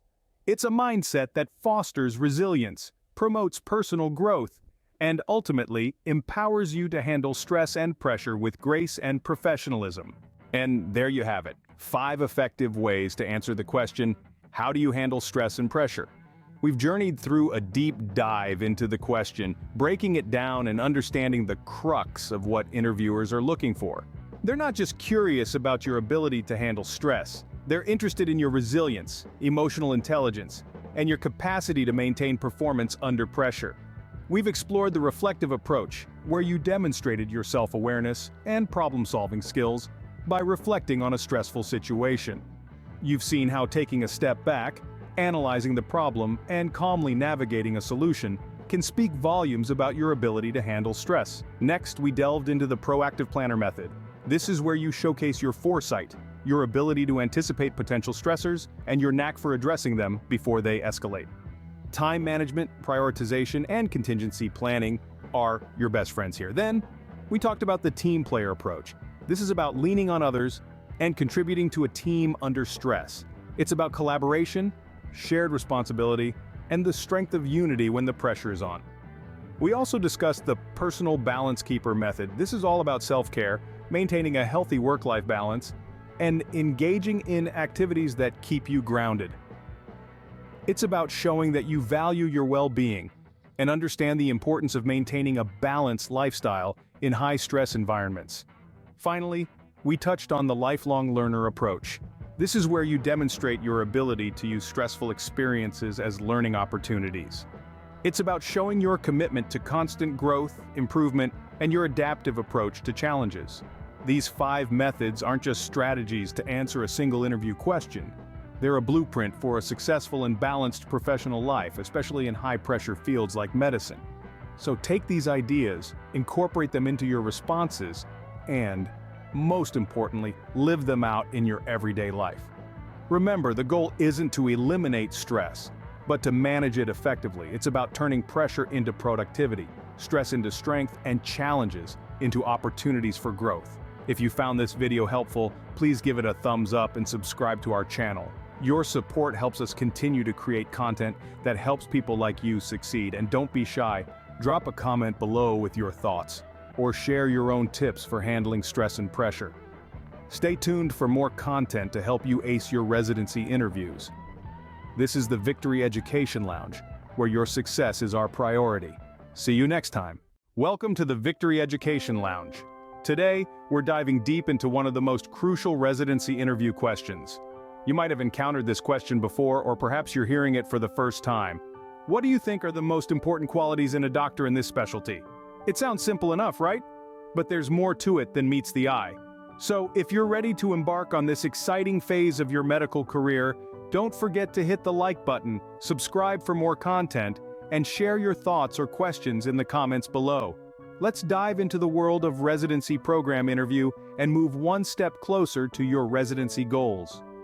Now you might be wondering why interviewers ask this question. It's not just to hear a list of qualities you think are important. Rather, it's to gauge your understanding and self-awareness of the specialty you're applying for. This question gives you the opportunity to show that you've considered what it truly means to be a doctor in your desired field, and that you understand the unique challenges and rewards that come with it. Every specialty in medicine has its own set of qualities that are particularly valued. For instance, a surgeon might need excellent hand-eye coordination and the ability to think quickly under pressure, while a psychiatrist might need exceptional listening skills and the capacity for deep empathy. This question is your chance to show that you've thought deeply about the specialty you're pursuing and that you understand what it takes to excel in that field. But it's not just about understanding the specialty, it's also about self-awareness. Do you possess these qualities, or are you willing to develop them? Can you provide examples of how you've demonstrated these qualities in the past? This question allows you to show that you're not only knowledgeable about the specialty, but also that you're a good fit for it. So when you're asked what you think are the most important qualities in a doctor in this specialty, don't just think about the question on a surface level. Reflect on the unique aspects of the specialty. Consider the qualities that are most valued, and think about how you embody these qualities. This is your chance to show that you're not just interested in the specialty, but that you're ready to thrive in it. Different specialties value different qualities, and your answer should reflect that. When answering, it's essential to be genuine. The key here is to reflect. Dig deep into your experiences that have led you to this moment. How have these experiences shaped your perception of a great physician in your chosen specialty? Think about the doctors who have inspired you, the moments that have moved you, and the lessons you've learned along the way. Have these experiences highlighted the importance of empathy, resilience, or perhaps innovation? Maybe they've underscored the value of teamwork or the necessity for continuous learning. Your experiences are uniquely yours, and they offer a window into the type of doctor you aspire to be. So, in your answer, let these experiences guide you. Let them shape your understanding of the qualities that matter most in your chosen specialty. Now that we've laid the groundwork, let's explore 5 different ways to approach this question. First, the patient-centered approach. This approach is all about putting the patient's needs and experiences front and center. It's about seeing the patient as a whole person, not just a set of symptoms or a disease to be treated. In the realm of medicine, it's easy to get caught up in the scientific and technical aspects of treatment, but the heart of healthcare is, and always will be, human connection. Now let's take a closer look at the qualities that define a patient-centered approach. Empathy is a cornerstone of this approach. It's about being able to understand and share the feelings of another. In a medical setting, it means being able to put yourself in the patient's shoes, to understand their fears, concerns, and hopes. It's about acknowledging their pain and suffering, and validating their experiences. Next, we have communication. Effective communication in healthcare is about more than just transmitting information. It's about listening, understanding, and responding in a way that the patient can understand. It's about being clear and concise, yet compassionate and empathetic. It's about building a rapport with the patient, making them feel heard, understood, and cared for. Patient advocacy is another key aspect of the patient-centered approach. As a doctor, you're not just a healthcare provider, you're also an advocate for your patients. This means standing up for their rights, ensuring they receive the care they need, and helping them navigate the often complex world of healthcare. Let's bring all these elements together with an example. In pediatrics, for instance, a doctor needs to be able to connect with both the child and their parents. They need to be able to communicate effectively with the child at their level, making them feel comfortable and safe. At the same time, they need to be able to communicate with the parents, addressing their concerns and fears, and providing clear, understandable information. In pediatrics, empathy and the ability to communicate effectively with both children and their parents are crucial. A patient-centered approach in this specialty ensures that the child's needs are met, while also providing support and reassurance to the parents, resulting in a more comprehensive and effective healthcare experience. Next, the team-oriented approach. In the vast and complex world of healthcare, no doctor is an island. The ability to work as part of a team is critical in nearly every specialty, but it's particularly crucial in fields that require fast decision-making, such as emergency medicine or surgery. Think about it. When you're in the throes of a critical care situation, you need to trust and rely on your team. You need to be confident that each person is doing their part, from the attending physician down to the medical students. That's where the team-oriented approach shines. In this approach, you emphasize qualities like teamwork, leadership, and collaborative skills. You're not just talking about being a good team player, though that's certainly part of it. You're also speaking about your ability to lead when necessary, to be collaborative in your problem solving, and to communicate effectively with different team members.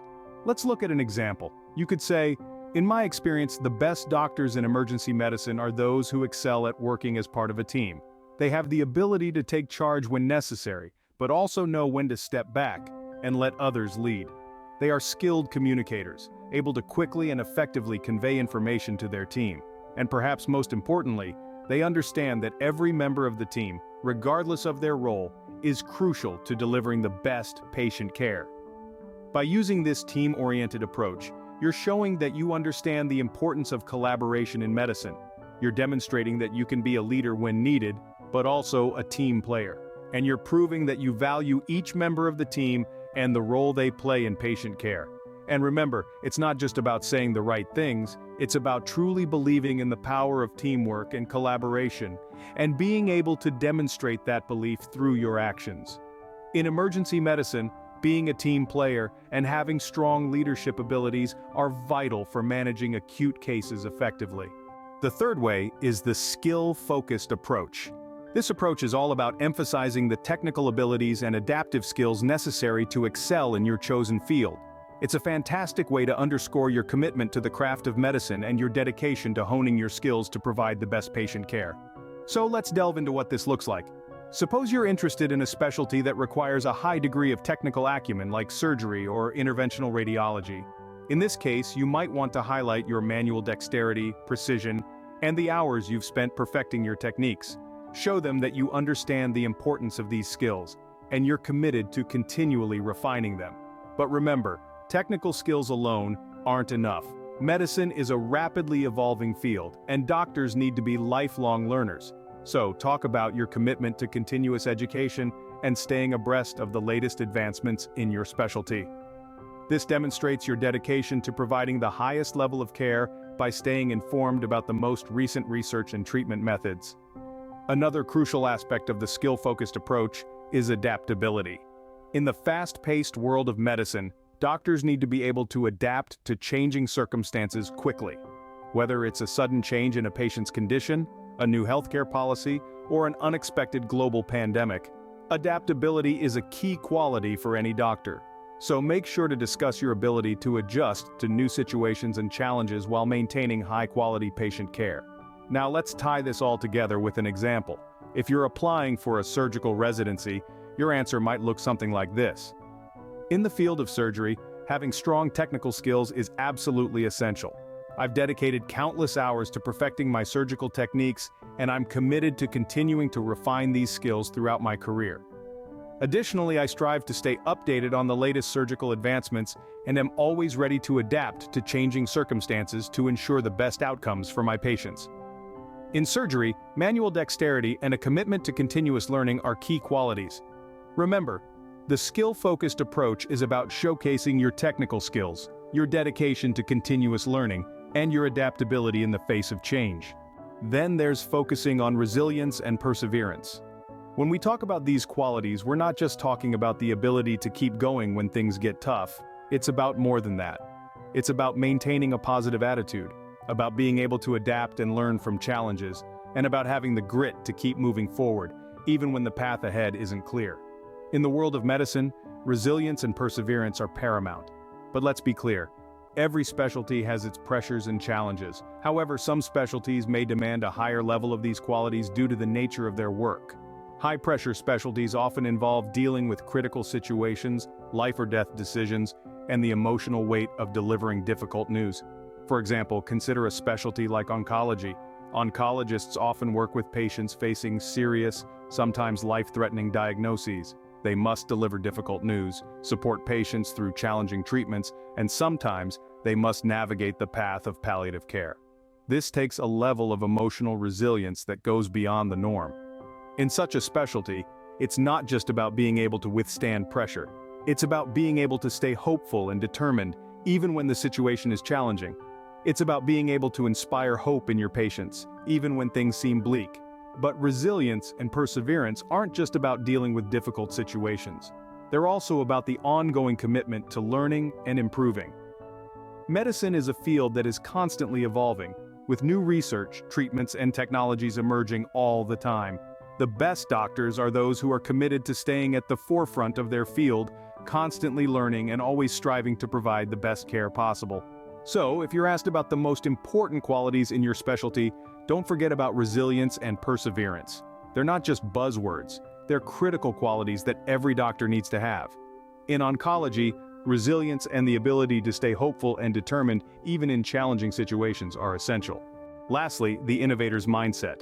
This approach is all about looking forward, constantly seeking new ways to improve patient care, and never shying away from changes. In the ever-evolving field of medicine, it's crucial to stay up to date with the latest research, treatments, and technologies. But an innovator's mindset goes beyond merely keeping up with the times. Imagine a doctor who is not just satisfied with the status quo, but is always on the lookout for better ways to serve their patients. This doctor isn't afraid to question conventional wisdom, and they're continually seeking to push the boundaries of what's possible in their specialty. They might be the one to devise a more effective treatment plan, discover a new diagnostic tool, or even pioneer a groundbreaking surgical technique. Being research-oriented is a significant part of this. A doctor with an innovator's mindset values evidence-based practice and is always eager to contribute to the body of medical knowledge. They might be involved in clinical trials, write articles for medical journals, or present their findings at conferences. They understand that every patient they treat and every case they handle could potentially lead to a new discovery that could benefit countless others. Adaptability is another crucial aspect. Medicine is a field that's always changing, and a doctor with an innovator's mindset is ready and willing to adapt their practice to these changes. They're not stuck in their ways, but rather, they're flexible and open-minded, always ready to learn and grow. Now, let's illustrate this with an example.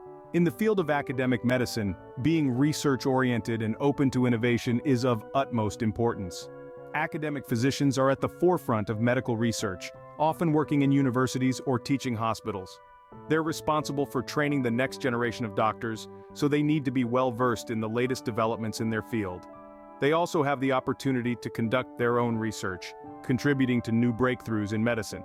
This requires a keen innovator's mindset, a thirst for knowledge, and a willingness to challenge established practices for the sake of progress. In academic medicine, being research-oriented and open to innovation is key for advancing patient care. Now, how do you personalize these approaches? You might be wondering. Well, the secret lies in weaving your personal experiences into your responses. Remember, your interviewers are looking for unique, authentic insights, not canned responses. Let's say you're applying for a residency in pediatrics. You might talk about a time when you worked with a child who was terrified of needles. You could discuss how you used empathy and creativity to make the experience less frightening.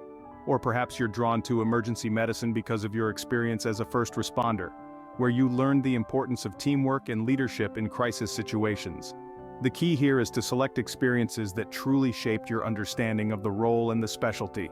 By doing this, You're not just telling your interviewers what you think they want to hear, you're showing them why you're the perfect fit for the program. Tie in your personal experiences to make your answer stand out. Be wary of common pitfalls.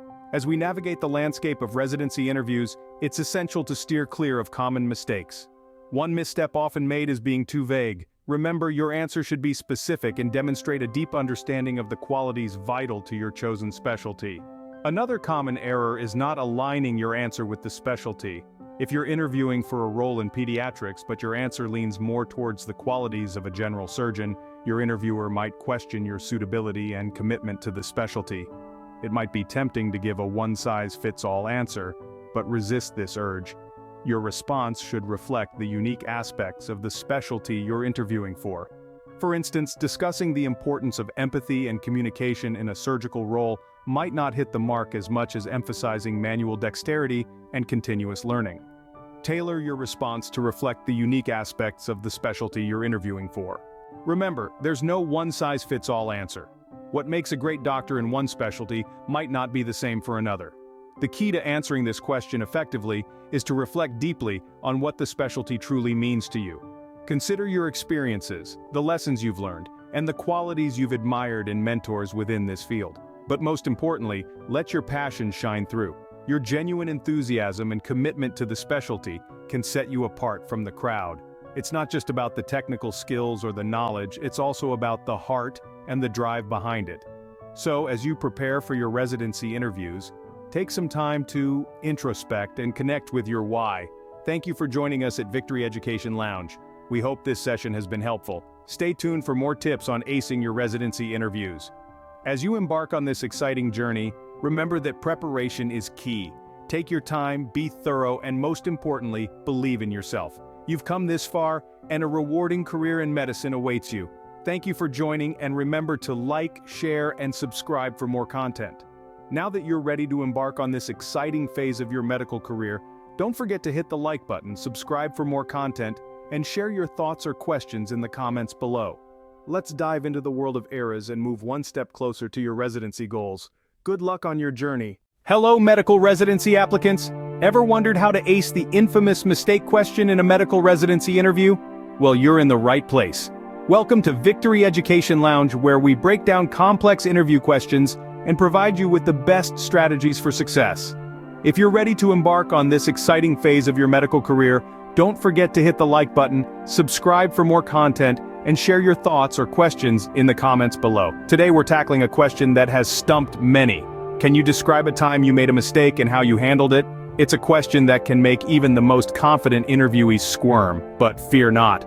This video will guide you through the process of answering this question in a way that highlights your self-awareness, responsibility, problem-solving skills, and capacity for growth. From misreading a patient's chart to misunderstanding a senior doctor's instructions, we'll explore diverse scenarios and provide you with strategies to handle them effectively. Stay tuned to discover how to turn this tricky question into a showcase of your growth and problem-solving skills. First off, comprehend what the interviewer seeks in your response. When you're asked to describe a time you made a mistake and how you handled it, the interviewer is seeking to understand 4 key aspects of your character. The first is self-awareness. The ability to recognize that you have made a mistake, rather than deflect or deny it, is a crucial quality in any professional, particularly in the medical field. It shows that you're in tune with your actions and their impact. The second aspect is responsibility. Owning up to a mistake is a clear sign of maturity and integrity. It shows that you're not just accountable but also trustworthy. In the medical field, trust is paramount, and acknowledging when you're wrong is a significant part of building that trust. The third point they're looking for is your problem-solving skills. How did you correct or manage the situation after realizing your mistake? This shows your ability to think on your feet, make sound decisions, and take corrective actions. It's about demonstrating that you can handle pressure and pivot quickly when things go wrong. And lastly, they're interested in your capacity for learning and growth. What insights did you gain from the experience? How has the mistake shaped you or changed your approach? This shows your willingness to learn and grow from your mistakes, which is crucial in a field that is constantly evolving and where every decision can have significant consequences. Now that we know what the interviewer wants, let's delve into 5 different scenarios and how to approach them. Remember, these examples are not about the specific mistake you made, but rather about how you handled it, what you learned from it, and how you grew as a result. So, let's get started. Imagine you've made a clinical error. How would you handle it? Let's delve into our first example, a clinical error. It's a scenario that can induce a cold sweat in even the most seasoned medical professionals, but mistakes happen. They're a part of our human nature. What's crucial is how we respond to them. Picture this, you're a junior resident working a long shift. You're tired, but you're pushing through. You misread a patient's chart and administer a slightly incorrect dosage of medication. It's not life-threatening, but it's not ideal either. Now, the first thing to remember is to not panic. Mistakes can be rectified, especially if caught early, so our immediate response is to report the error. This might be a tough pill to swallow, but it's a crucial step in maintaining the trust and integrity that is the backbone of the medical profession. Next, we need to address the error. Depending on the situation, this could involve administering an antidote, monitoring the patient more closely, or even just reassuring them. This shows your ability to manage a crisis and your commitment to patient care. But we're not done yet. Once the immediate crisis is dealt with, it's time to ensure this error doesn't repeat itself. You might decide to implement a double-check system for future prescriptions, or perhaps suggest a team review of protocols to prevent similar errors. This part of your response is critical because it shows your problem-solving skills and your proactive approach to improving processes and systems. Mistakes are learning opportunities, and by turning a negative into a positive, you're showing that you can grow from these experiences. In the end, it's about showcasing your ability to take responsibility, handle the situation maturely, and learn from your mistakes. It's about proving that you can turn a moment of failure into a step forward in your professional growth. This approach exhibits your integrity and commitment to patient safety. Now, let's consider a communication mishap. Picture this, you're a junior resident and it's one of your first rotations. Everything is new, the pressure is high, and you're eager to impress. One day, a senior doctor gives you a set of instructions. You nod, but the medical jargon goes over your head. You're unsure, but you don't want to seem incapable, so you decide to wing it. As you can imagine, this leads to a mishap. Not a catastrophic one, but enough to disrupt the flow of the day. So, how do you handle this situation? The first step is to acknowledge your misunderstanding. This takes courage, but remember, everyone's been in your shoes at some point. Approach the senior doctor, explain your confusion, and apologize for the mishap. Next, you need to rectify the situation. This might involve redoing a task, correcting an error, or in some cases, even apologizing to a patient. It's not easy, but it's necessary. The final step is the most important one, learning from the mistake. After this incident, you decide to confirm any verbal instructions with a brief written note. This not only ensures your understanding but also serves as a reference point in case of any future confusion. So, when you're asked about a mistake in your interview, this is a great example to discuss. It shows that you're not afraid to admit when you're wrong, that you take responsibility for your actions, and that you're proactive in preventing similar mistakes in the future. This response showcases your communication skills and adaptability. It tells the interviewer that you're capable of learning from your experiences, that you're determined to improve, and that you're committed to providing the best possible care for your patients. And isn't that exactly what a medical professional should be? What if the mistake involves a team conflict? Now, this is a tricky one.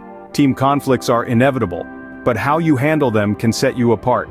Let's delve into our third example. Imagine you're part of a medical team, and a disagreement arises between you and a colleague.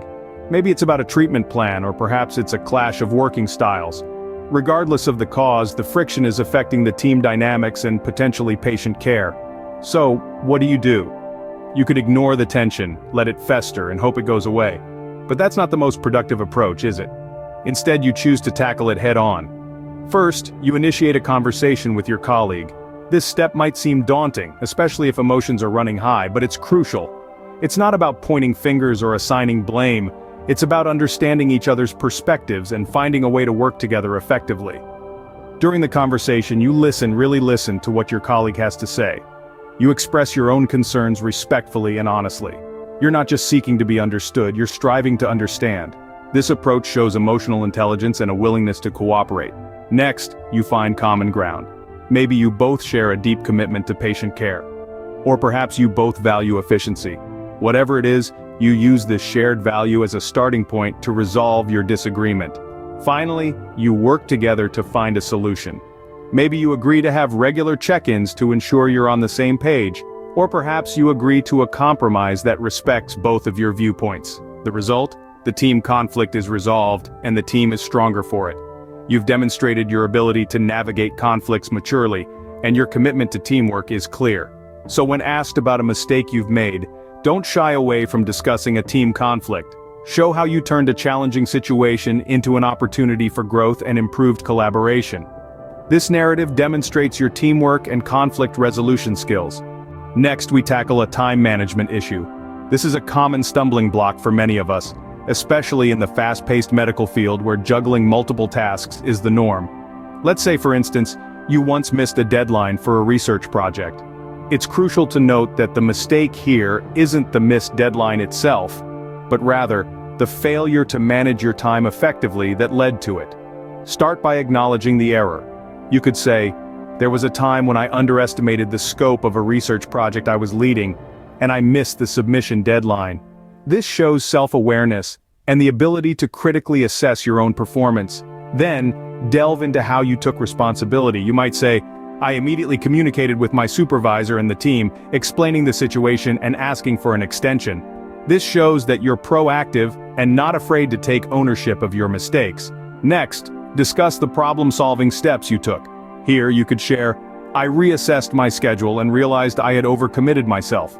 I prioritized my tasks based on urgency and importance, delegating some tasks where possible." This demonstrates your ability to analyze a situation and take decisive action to rectify it. Finally, talk about the lessons learned and how you've grown from the experience. You might say, "I sought advice from my mentors on how to manage my workload more effectively. I learned to set realistic deadlines, break down larger tasks into manageable parts, and allocate sufficient time for each task. I also started using project management tools to keep track of my tasks and deadlines." This shows that you're committed to learning and improving. In sum, when discussing a time management issue, it's important to focus on the steps you took to rectify the situation and the lessons you learned from the experience. This response underscores your ability to learn and improve your organizational skills. Finally, let's look at a personal oversight. You know, those little slip-ups that can sometimes have big consequences. It's something we've all experienced, and it can be a great talking point in an interview. Let's say, for instance, there was a time when you completely forgot about an important meeting. It happens to the best of us, right? So, how could you spin this into a positive learning experience? In this situation, the most important thing to do is to own up to your mistake. It's crucial to let the interviewer know that you didn't try to make excuses or place the blame elsewhere. Start by explaining how you immediately contacted the other participants, apologized for your oversight, and promptly rescheduled the meeting at a time that was convenient for them. Now, simply apologizing and rescheduling isn't enough. The interviewer will want to know what steps you took to ensure that such a mistake doesn't happen again in the future. This is where you can talk about your problem-solving skills and your ability to adapt and learn from your mistakes. You could say something like, "After this incident, I realized that I needed a more effective way to manage my schedule. So I started using a digital planner. I now schedule all my meetings, deadlines, and important events in this planner, and it alerts me well before each one. This has helped me stay organized and avoid similar oversights in the future." This answer not only shows that you're capable of acknowledging your mistakes, but it also demonstrates your initiative in finding a solution. It tells the interviewer that you're someone who takes responsibility for their actions and is constantly looking for ways to improve. So, when you're faced with this question in an interview, remember to focus on the learning experience and the positive changes you made as a result of your mistake. It's all about turning a negative into a positive. This answer showcases your professionalism and adaptability. So, those were 5 ways to answer the mistake question in a medical residency interview. We've journeyed through various scenarios from clinical errors to personal oversights, each illuminating a different aspect of your potential as a medical professional. Let's take a moment to recap. In each example, we saw the importance of self-awareness. Recognizing that you've made a mistake is the first step towards rectifying it. Remember the clinical error scenario? It was the doctor's quick acknowledgement of the misstep that allowed for immediate corrective action. Equally important is taking responsibility. Whether it was misunderstanding a senior doctor's instructions or missing a deadline, owning up to the mistake was crucial. It's an integral part of professional integrity, showing you can be trusted to do what's right, even when it's hard. In each scenario, we also highlighted problem-solving skills.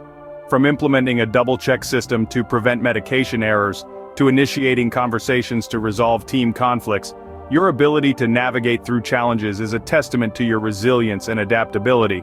Lastly, we underscored the significance of learning and growth. Each mistake was turned into an opportunity for improvement, whether it was enhancing communication skills or better managing time. These insights not only make you a better doctor, but also a stronger individual. The key to answering the mistake question lies not in showcasing perfection, but in demonstrating your capacity for growth and learning. It's about illustrating your ability to handle challenges with maturity and constructive action. It's about being honest, reflecting positively, and focusing on the learning aspect of the experience. Remember, your answer should reassure the interviewer that you can handle challenges maturely and constructively. Good luck with your interviews. As you embark on this exciting journey, remember that preparation is key. Take your time, be thorough, and most importantly, believe in yourself. You've come this far, and a rewarding career in medicine awaits you. Now that you're ready to embark on this exciting phase of your medical career, don't forget to hit the like button, subscribe for more content, and share your thoughts or questions in the comments below. Let's dive into the world of ERAs and move one step closer to your residency goals. Good luck on your journey.